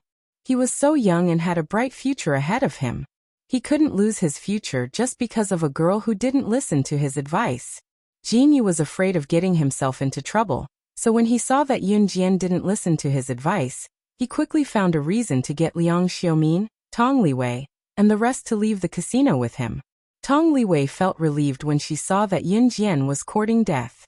After all, if one lost a bet and couldn't afford to pay for it, some people even had to use themselves to pay for it. Yun Jian was pretty. If those men won the bet, then wouldn't Yun Jian be? In order to see Yun Jian lose the bet and become the plaything of those men, Tong Liwei urged Jin Yu, Liang Xiaomin, and the rest to return to the casino with her half an hour later. However, what they saw wasn't Yun Jian being pawned because she lost the bet, but, big sister, great aunt, my grandmother, my dear grandmother, I beg you to go gamble in another casino. If you continue to gamble, our casino's staff will have nothing to eat. I beg you, please have mercy. Brother Tainyo, who had been full of vigor earlier, was now kneeling and begging Yun Jian for mercy. He looked like he was about to kowtow to Buddha. Tong Liwei, Jin Yu, and the rest were stunned when they saw this. What was going on?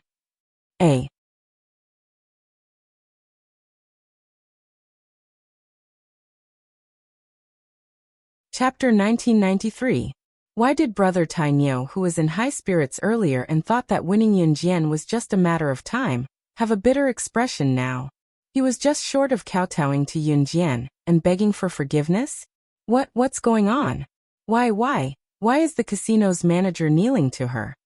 Tong Liwei wanted to see Yun Jian court death and beg for forgiveness from the casino's people, so she ran back to watch the show. But what she saw was not Yun Jian begging for forgiveness from the casino's people, but the casino's manager personally begging Yun Jian to be merciful. What exactly happened just now? Tong Liwei was so scared that she almost had a heart attack. She even stuttered when she spoke. Jin Yu, who had been persuading Yun Jian not to provoke the casino, was also scared out of her wits when she saw this scene. She was almost as scared as Tong Liwei. Liang Xiaomin, who had always been pampered and spoiled, heaved a sigh of relief for Yun Jian when she saw this scene. Although Liang Xiaomin was too lazy to care about Yun Jian after she quarreled with her father, and her tone was as arrogant as a peacock spreading its tail, Liang Xiaomin was still kind. After all, Yun Jian was the daughter of her father's friend. If something really happened to her, Liang Xiaomin would also panic. Just as everyone's thoughts were turning and everyone was panicking, Yun Jian, who was sitting at the gambling table and being treated like a god by Brother Tainyo and the casino's people, played with a die on the table and drew a red arc again. She still wanted to gamble? She still wanted to gamble? My dear aunt. Big sister. This is just a small casino. You can go to a big casino to gamble. I beg you. We're really going to have nothing to eat. My dear aunt. Please be magnanimous and let us go. If you continue to gamble, we'll really go bankrupt. Brother Tainyo stood in front of Yun Jian and knelt down and kowtowed. The surrounding regulars, the group of gamblers, had never seen Brother Tainyo like this. They were all stunned on the spot. Some of the gamblers were so shocked that they put down the bets in their hands and looked over in this direction. Only a portion of the gamblers saw how Yun Jian and Brother Tainyo bet. Most of the people were playing their own games. On the other side, most of the gamblers who saw Yun Jian and Brother Tainyo's bet were so scared that their faces turned pale.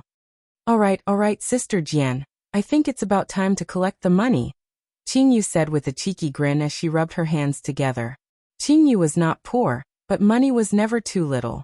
When Yun Jian was gambling with Brother Tainyo, she was just toying with Brother Tainyo. According to Yun Jian's normal standards, she could take away all of the casino's assets in less than 10 minutes. Yes. After listening to Qing Yu, Yun Jian felt that it was about time.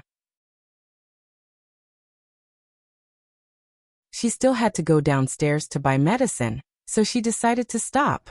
Here, transfer the money you guys lost to Sister Jian to this card. Qing Yu pulled out a card from her pocket and tossed it on the table, just like how Yun Jian won a month's worth of profits in Fengyun Casino after a night of gambling in her past life. When Yun Jian gambled in Fengyun Casino back then, Qing Yu had followed her to collect the money without any hesitation. Seeing Qing Yu toss out the card, everyone was stunned again. Jin Yu, Tong Liwei, and the others who stood a distance away were stunned, but they could not help thinking. There was a backer behind this casino. It was true that Yun Jian won the money, but could she take it away? She had no power or influence. Was she going to fight them head-on? After all, Brother Tainyo and his gang were mostly triads. Even if Yun Jian won the money, she might not be able to take it away. Just as Jin Yu, Tong Liwei, and the rest were thinking about it, an employee in the casino pointed at the card with the unique skull symbol that Qing Yu tossed out and cried out in shock. "What the hell is this? This card." Qing Yu's card was marked with the Kosha mercenaries' exclusive symbol in the shape of a skull. Outsiders could not get their hands on such a card. Only the Kosha mercenaries' elders had it. Next to the skull imprint on each of the elders' bank cards, there were their respective nicknames. On Qing Yu's piece of paper, there was a simple word Qing written beside the skull. Seeing this card, the man who recognized it pointed at the card in front of everyone and exclaimed, "That's right, Mr. Zhang. Isn't this the exclusive card of the Kosha mercenaries' elder Qing Yu? There's only one of it in the world. Why is it with you? Also, I once heard that in the world's largest casino, Wind Cloud Casino, the woman known as the strongest female gambling god, who won a month's income of $1 billion in one night, used this card to swipe the money from Wind Cloud Casino." As the person spoke, he turned his gaping mouth to Yun Jian, and exclaimed to Yun Jian in front of Brother Iron Bull, "Tong Liwei, Jin Yu and everyone else, you're the one who's going to die. Could you be the lady gambler, who won a month's worth of profits in the biggest Feng Yun casino in the world?"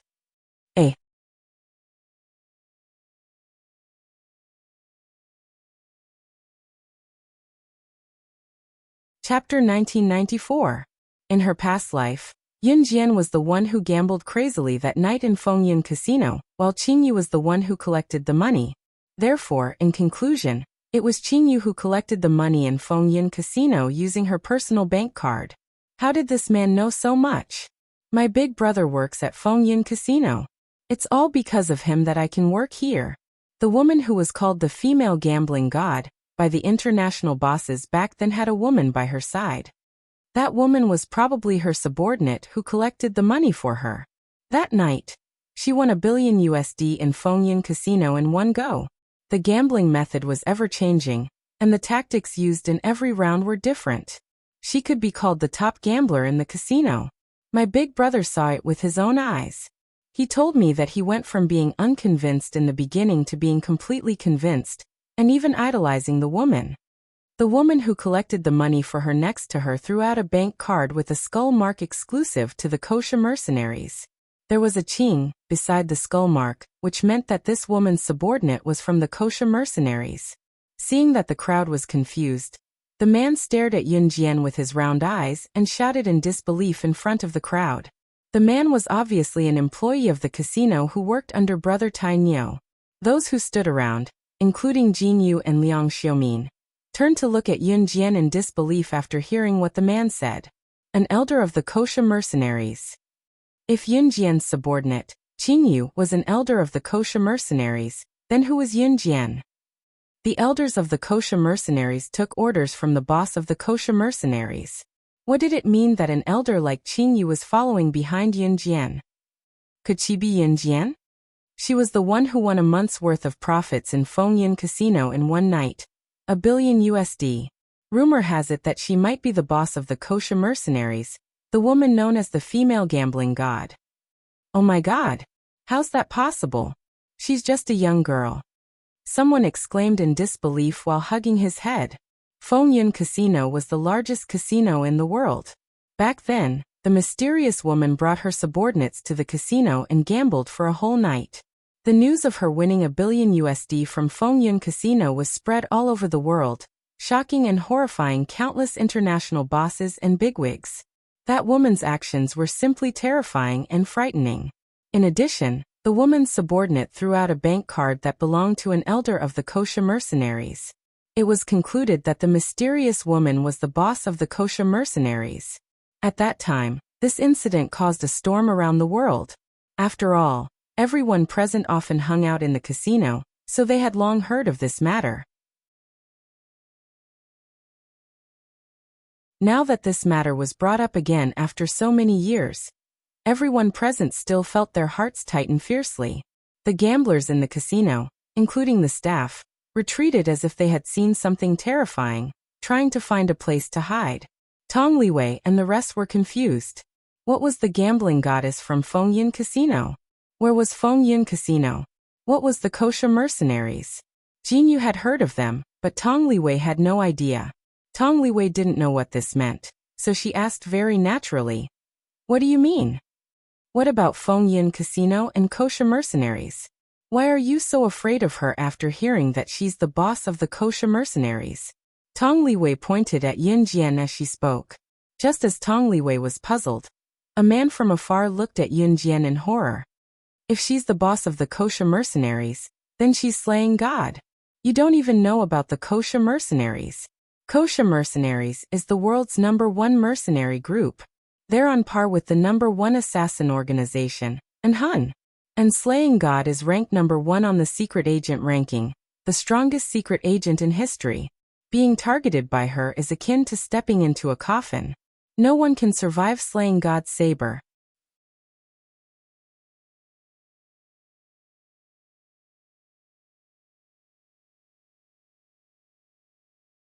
Chapter 1995. As soon as the man finished speaking, Tong Liwei's eyes widened from a moment ago to shock and fear. What? Slaying God was the top secret agent on the international secret agent ranking.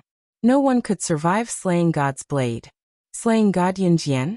Yin Jian was only the daughter of Liang Xiaomin's father's friend. How could she be the top secret agent on the international secret agent ranking? Jin Yu's eyes widened at the same time until they could no longer widen. Liang Xiaomin, as well as Liang Xiaomin and her companions, were equally shocked. This result caused everyone present to be in disbelief. However, Tong Liwei, Jin Yu, Liang Xiaomin, and the rest had no choice but to believe it based on the reactions of all the gamblers in the casino staff, and the general manager, Brother Iron Bull. After deducing that Yin Jian was the female gambling god from Fengyin Casino years ago, and was most likely the boss of the Kosha mercenaries, all the gamblers put down their bets. This included the casino staff who abandoned their posts and the general manager, Brother Iron Bull, who weighed at least 200 caddies. This group of people in front of Jin Yu, Tong Liwei, Liang Xiaomin and the others did something that made them turn pale with fright. The group of gamblers was so frightened by the possibility that Yin Jian was the boss of the Kosha mercenaries that they hid behind the tables and decorations. Some of them even hid in the corner of the table and trembled, causing the table to shake along with the tremors. Everyone present was a gambler. Gamblers were adults with their own mature and independent thoughts. What did it mean for them to hide in the corner of the table in fear? The boss of the Kosha mercenaries, the top secret agent on the international secret agent ranking, slaying God, had struck fear into their hearts. They were even willing to abandon their dignity. Tong Liwei, Jin Yu, and the rest were completely dumbfounded. Just as everyone thought so, Yin Jian, who had been silent since the beginning, picked up Qing Yu's bank card from the table. Then, Yin Jian's lips curled into a faint smile that frightened everyone present. Then, she reached for the bank card in front of everyone and tore off the skull mark and the word Qing. That was Qing Yu's exclusive name beside it. The skull mark and the word Qing, that was exclusive to Qing Yu, were pasted on with a unique sticker. How many times have I told you? Posting things like this can easily scare someone to death. Yin Jian said flatly. With a flick of her finger, the sticker fell to the ground and she passed the bank card to Qing Yu. Qing Yu pouted and took the bank card from Yin Jian. I just thought it was fun. Everyone heaved a sigh of relief when they saw this. So it turned out that everyone's fear was just a false alarm? In fact, that was not the case. It was true that the Kosha mercenaries' bank cards had the exclusive mark of the Kosha mercenaries. However, outsiders did not know that the mark on the bank card could be torn off like a sticker using a certain method. It could be pasted back next time. The sticker was unique and could not be imitated by outsiders. What? False alarm. What nonsense. I was wondering, how could this young lady be slaying God? It was only then that everyone in the room came out from the corners of the table, wiping away their cold sweat with a wave of their hands. They had to admit that the crowd was terrified when slaying God's name spread. Tong Liwei recovered from her shock as well. Knowing that Yun Jian was not slaying God, Tong Liwei looked at Yun Jian in disdain. Why are you acting all high and mighty? How shameless! You even snatched such a handsome boyfriend. You're not worthy of that handsome man. She, Tong Liwei, would snatch her boyfriend away.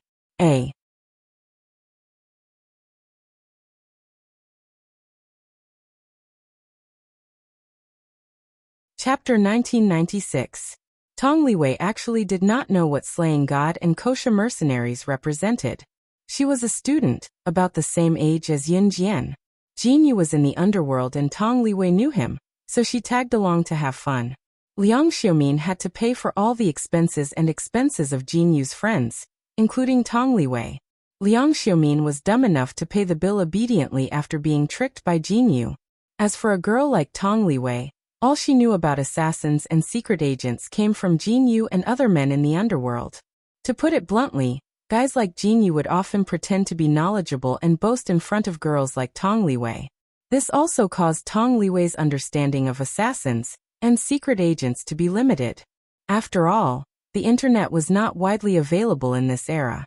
Other than schools, newspapers, magazines, people's sources of knowledge were just hearsay. It was obvious that Tong Liwei did not know the horrors of assassins and secret agents, so she was shocked but not too shocked. She was an ignorant person after all. Once she was sure that Yun Jian was not slaying God or the boss of kosher mercenaries, Tong Liwei began to plan her own scheme again. After what happened just now, Brother Tainyo dared not withhold the money he had lost to Yun Jian. Taking the bank card from Qingyu with trembling hands, Brother Tainyo ordered someone to transfer the money he had lost to Yun Jian into Qingyu's card. 10 minutes later, the lackey he had sent to transfer the money to Qingyu's card came running back to return the card to her. Haha, thanks. Qingyu took the card and made a circle with her thumb and index finger, flicking the card softly. There was meat to be gained by following Sister Jian. That was true. Seeing that Yun Jian and Qingyu were leaving, Brother Tainyo hurried over to wave at Yun Jian. Are you leaving? Please, please. Please, please. He looked like he was afraid that Yun Jian would not leave again. Yun Jian was about to leave, but after hearing Brother Tainyo's words, she narrowed her eyes and turned around again. Brother Iron Bull shook his fat body violently. He was so scared that he couldn't turn around quickly. Oh my God! Could it be that she didn't want to leave? Just when Brother Tainyo was about to speak, Yun Jian's voice suddenly rang out, scaring Brother Tainyo so much that he almost jumped up. What's your name? Ask for his name? Brother Tainyo secretly wiped away his cold sweat. He looked at Yun Jian and answered honestly, My name is Lin Tainyo. Lin Tainyo was originally an honest country bumpkin. Later on, he relied on his own strength to climb to his current position. He could be considered quite impressive. However, no one could figure out why Yun Jian was asking for Brother Tainyo's name. Could it be that she has taken a fancy to that Brother Tainyo? Do you want to ride on my coattails? Tong Liwei thought in her heart, and said it out softly. At that moment, Tong Liwei was standing beside Liang Xiaomin. She seemed to be talking to herself, but also seemed to be talking to Liang Xiaomin. What are you talking about?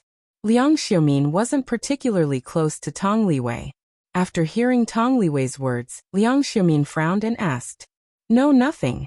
Tong Liwei realized that she had said what was on her mind. She quickly shook her head and waved her hands. On the other side, Yun Jian's lips had already curved into a red arc. She glanced at Brother Tainyo in front of everyone and said, Wenzhou City's Qinglong Gang?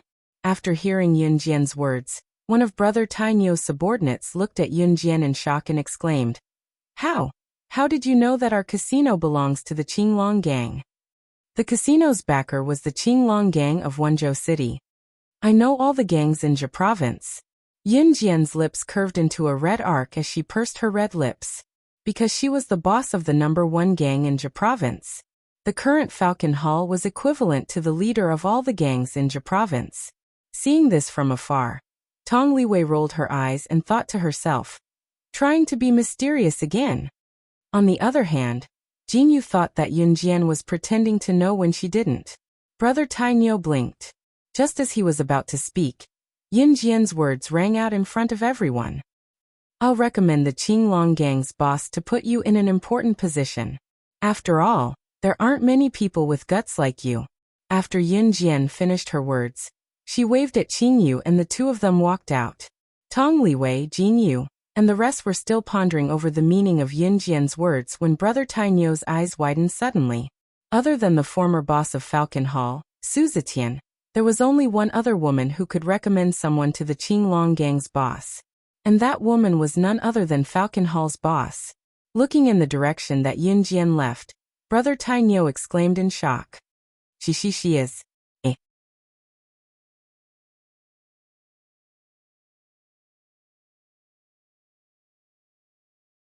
Chapter 1997.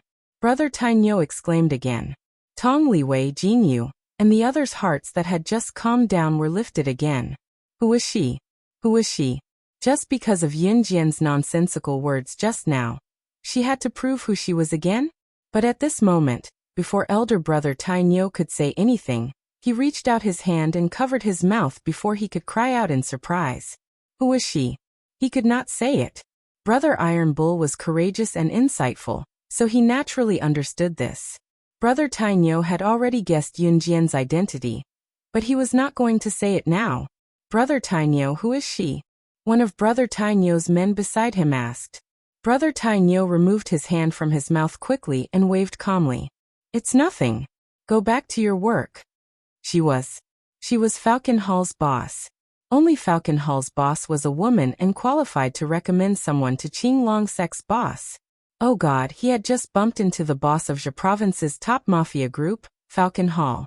One had to know how powerful Falcon Hall was now. It was only a matter of time before they became the top mafia group in Country Z. Moreover, Luo Sha had not led Falcon Hall on an operation for 2 years, and he had actually bumped into her this time. Brother Tainyo was indescribably excited and proud to be recognized by Yin Jian.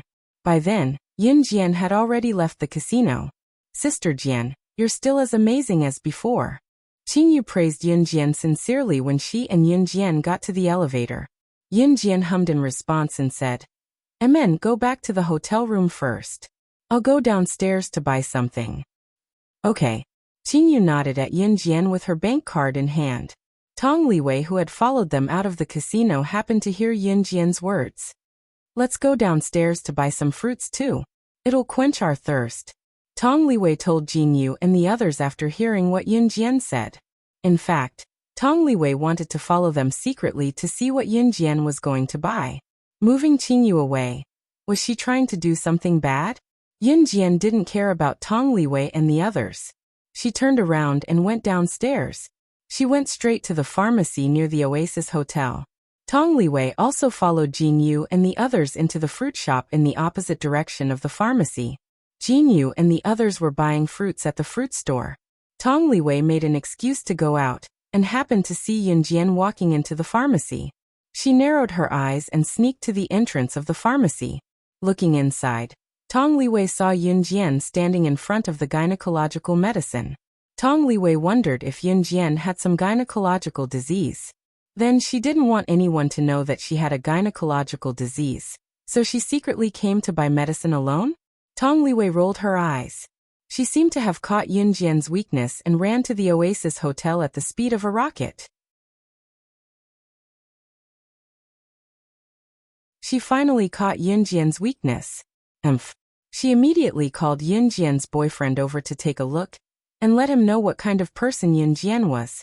At the same time, Yin Jian was standing in front of the gynecological medicine in the pharmacy. She did not know that she was standing at the wrong counter. Hello, may I know what you need? The female doctor in the pharmacy asked Yin Jian very politely. Contraceptive. Yin Jian had just uttered these 2 words. The female doctor had already understood what Yin Jian wanted. The hotel was right next door, and there were many men and women who had lost control of their bowels. There were also many people who came to buy the morning after pill. This is what you want. The female doctor quickly passed it to Yin Jian. Yin Jian nodded and asked for a cup of hot water from the female doctor. She put the medicine in her palm and was about to put it into her mouth. However, just as Yunjian was about to put the medicine into her mouth, a slender palm grabbed her wrist. Yunjian was shocked.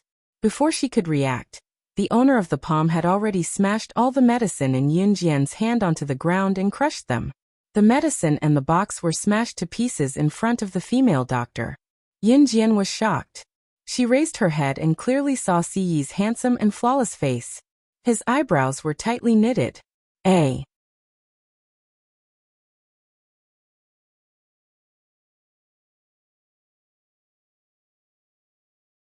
Chapter 1998.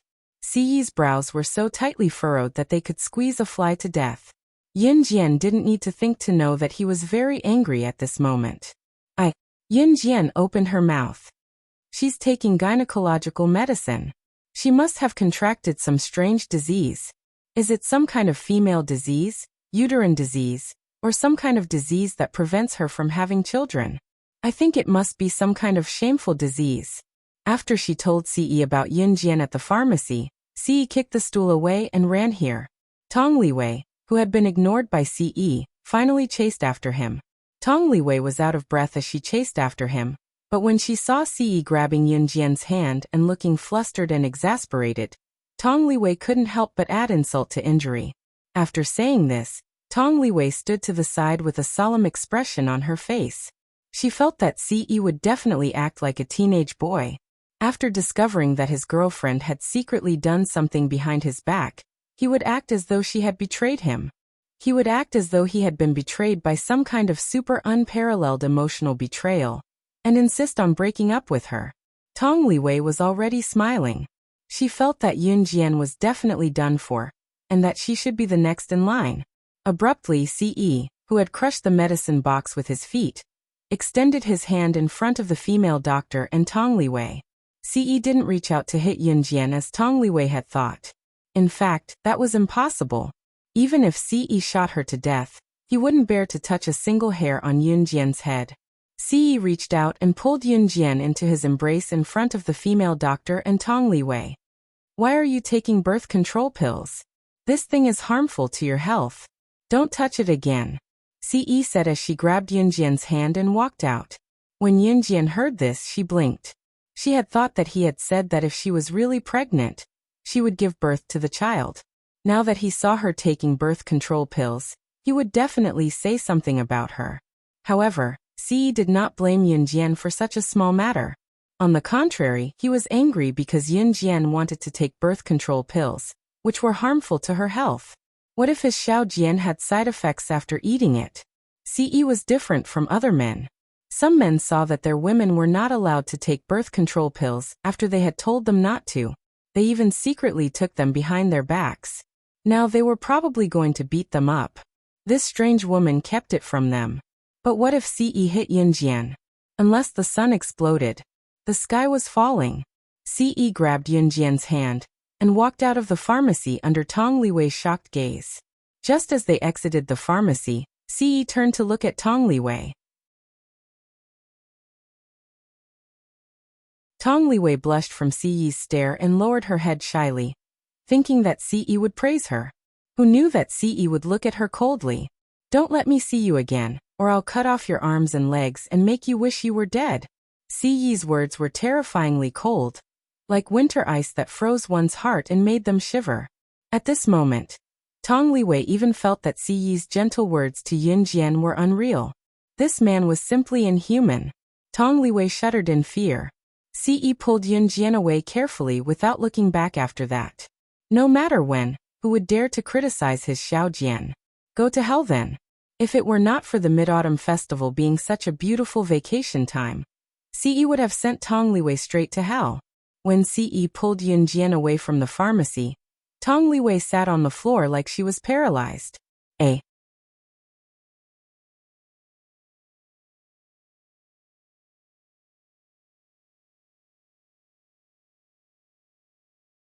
Chapter 1999.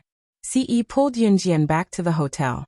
He did not reprimand Yunjian but told Yunjian sternly, Xiaojian, you're not allowed to joke around with your body anymore. You're not allowed to eat anything that's harmful to your health. Ce knew that Yun Jian did not want to get pregnant, not because she did not want to bear his child, but because the mysterious man was still alive. She was afraid that if she got pregnant, not only would she not be able to help him, she would become a burden instead. After all, Yun Jian was very strong in combat, but if she got pregnant, there would be a lump of meat in her stomach that could easily fall off at any time. Yun Jian nodded and pressed her lips together. However, his heart was filled with joy.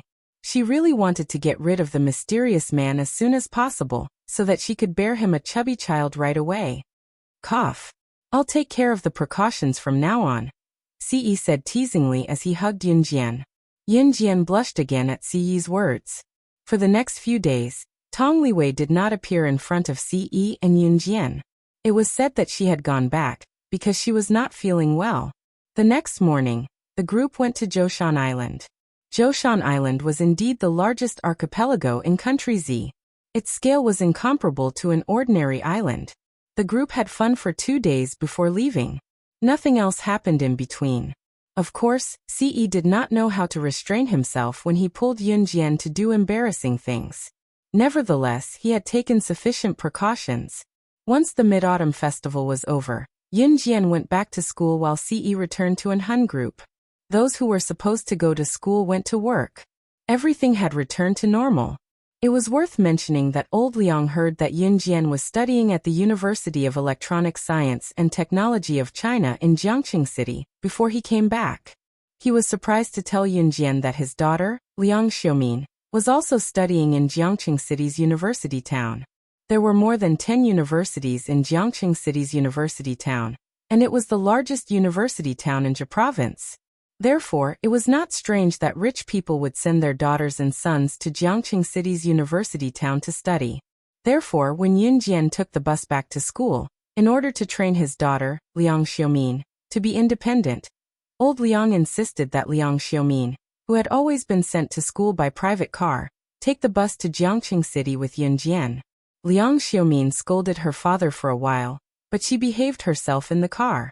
Sometimes she chatted with Yun Jian, but she didn't talk much. After getting out of the car, Liang Xiumin and Yun Jian separated. Although both universities were in the university town of Rivertown, the universities were different after all. Hence, the two of them had different destinations. Liang Xiumin's face was originally drooping as she unwillingly walked in the opposite direction. After taking 2 steps, she suddenly turned around and looked at Yun Jian. She opened her mouth and said what she wanted to say. I'm studying dance at Jiangqing Media University. You can look for me. After saying that, Liang Xiumin, who was super arrogant, blushed. She suddenly turned around and left with her suitcase. Seeing this, Yun Jian only smiled faintly. Yun Jian didn't go back to school immediately. Instead, she went to the hotel where Fox was staying. After a few days of rest, Fox's injuries had recovered a lot. Yun Jian walked into the hotel directly. Chairman. Fox saw Yun Jian and wanted to stand up. Just lie down. Did something happen in the company? Yun Jian asked softly. The CEO asked me to look for you. 3 months later, the CEO plans to hold a banquet for the CEOs of global multinational companies to get to know each other. The leaders of many assassin organizations will also be invited. Reverse Emperor might also send people over. The CEO heard that you are back, but he couldn't contact you. So he asked me to ask if you want to attend the banquet. Fox said.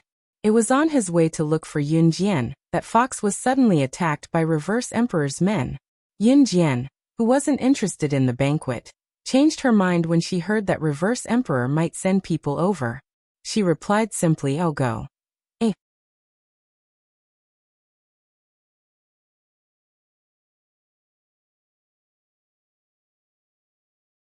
Chapter 2000. After listening to Yun Jian, Fox nodded and asked Yun Jian. The CEO hasn't decided on the exact location and time for the party. I'll come back to tell you 3 months later. Yun Jian answered and told Fox.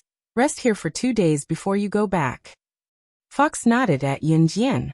She was exhausted from being hunted down by Reverse Emperor's assassins the last time. The assassin who was sent to kill Fox had obviously gone through formal training. If it were not for Fox's ability, she would not have survived after being hunted for hours. Otherwise, she would have been dead long before Yun Jian came to save her. "Thank you, Sister Jian." Fox thanked Yun Jian. With a raised brow, Yun Jian pressed her lips together and said, "Rest well."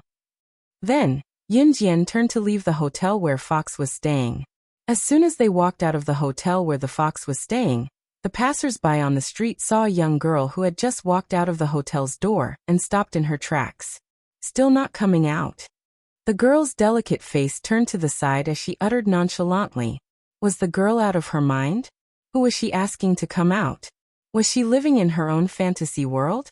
The passerby cast a sidelong glance at the girl, as if he was looking at a lunatic. Just as he was about to slowly walk away, he suddenly caught a glimpse of a figure in his 40s. He didn't look old, but his behavior was similar to that of an old urchin. He staggered out from behind a tree. Holy sh*t, there was really someone. The passers-by saw the figure coming out from behind a big tree. The person who had been strolling leisurely on the road was now sprinting and disappearing on the spot. Yun Jian frowned slightly when she saw Matthew, who had popped out from behind the big tree. "Didn't you go back to the company?" Matthew had already dealt with the assassins from Reverse Emperor, and he was carrying his laptop back to the Rongyao company with a new defense system installed by Yun Jian. "Boss, I've already installed the system that you gave me, but I saw that someone was trying to assassinate Little Fox, and I was afraid that those people would come back again. So, I. Boss, I really didn't skip work on purpose.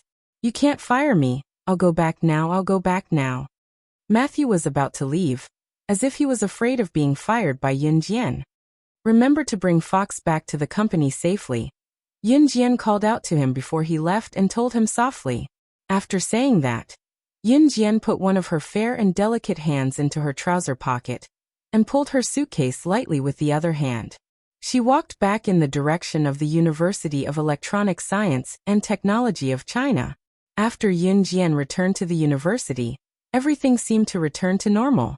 The next morning, at 4:50 a.m., Yun Jian changed into a clean set of sportswear and tied up her long black hair with a simple leather band. She had a high ponytail and a pair of white flats on her feet. No matter how you looked at her, you would never get tired of looking at her. Yun Jian woke up to run in the morning. "Yun Jian, wait, I'm just putting on my shoes. I'll be quick. Wait for me." Zhu Huili saw that Yun Jian was already dressed and was about to go out. She put on her shoes and ran out with Yun Jian. Yun Jian waited for a while and Zhu Huili caught up with her. Early in the morning, in the field of the University of Electronic Science and Technology of China, Yun Jian and Zhu Huili were the only ones who woke up so early for a morning jog. It was only after 5:30 a.m. that the number of youngsters who woke up early for a morning jog increased. There were only a handful of youngsters who woke up early for their health. "Yun Jian, Zhu Huili, what a coincidence. We meet again. Let's run together." Yun Jian met the former president of the martial arts club, Mo Bufan, who got up early to run in the morning before the Mid-Autumn Festival. Mo Bufan had now given the position of the president of the martial arts club to Yun Jian. Yun Jian made him the vice president of the martial arts club. At that time, Mo Bufan was Yun Jian's right-hand man. Mo Bufan paid attention to martial arts and would run in the field every morning. However, in the past, Mo Bufan was alone. Today, Mo Bufan was accompanied by two boys.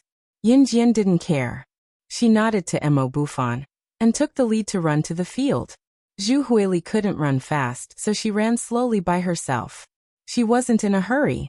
Mo Bufan and the two boys who followed Mo Bufan to run in the morning were able to catch up with Yun Jian, who wasn't running fast to begin with. She was doing her morning exercise at an average speed. These two boys were very handsome. It was obvious that they were Mo Bufan's buddies and weren't members of the martial arts club. Mo Bufan had 3 buddies. Other than Brother Kai, there were only these 2 handsome boys. One of the 2 boys saw that Yun Jian didn't speak from the beginning. When Mo Bufan greeted her, she only nodded slightly. He was a little curious. Yun Jian was running at the front. She could hear one of Mo Buffon's buddies ask Mo Buffon, "Fan, is this chick the new president of your martial arts club?" Eh?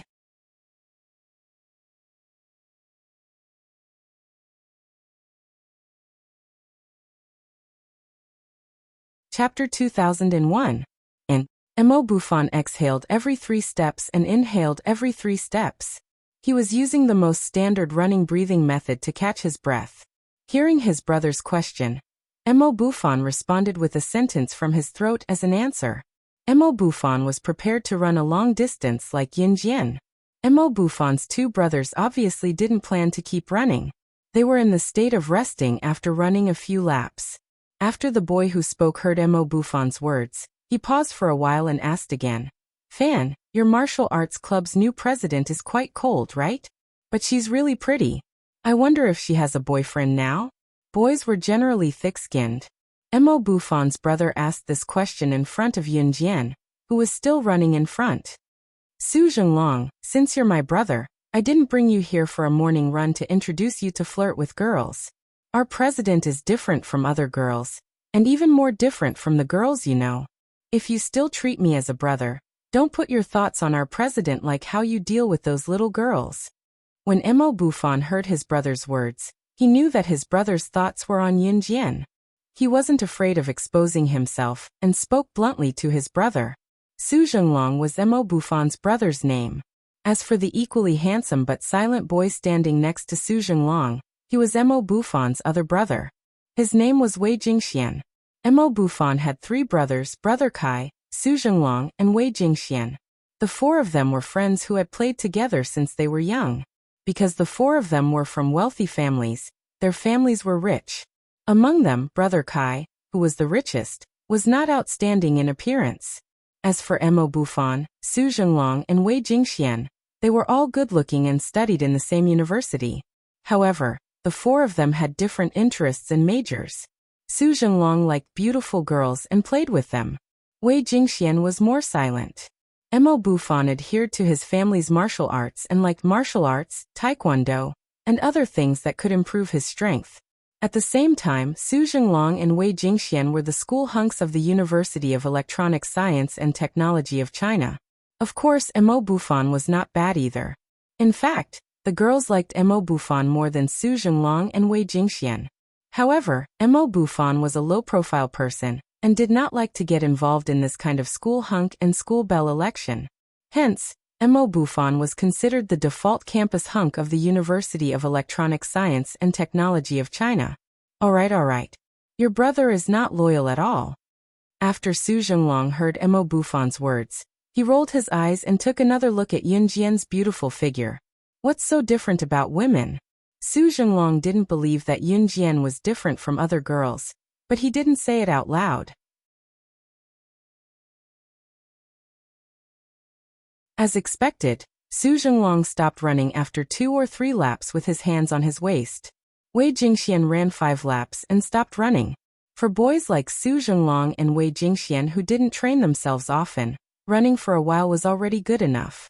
Then the 2 of them watched as Mo Buffon and Yun Jian ran away. Zhu Huili didn't run much either. After she finished her 5 laps, she drank some water and sat on the steps to wait for Yun Jian. For the past few days, she was the one who finished her run, and sat on the steps to wait. At first, Su Zhenglong was still thinking about what Mo Buffon said about Yun Jian being different from other girls.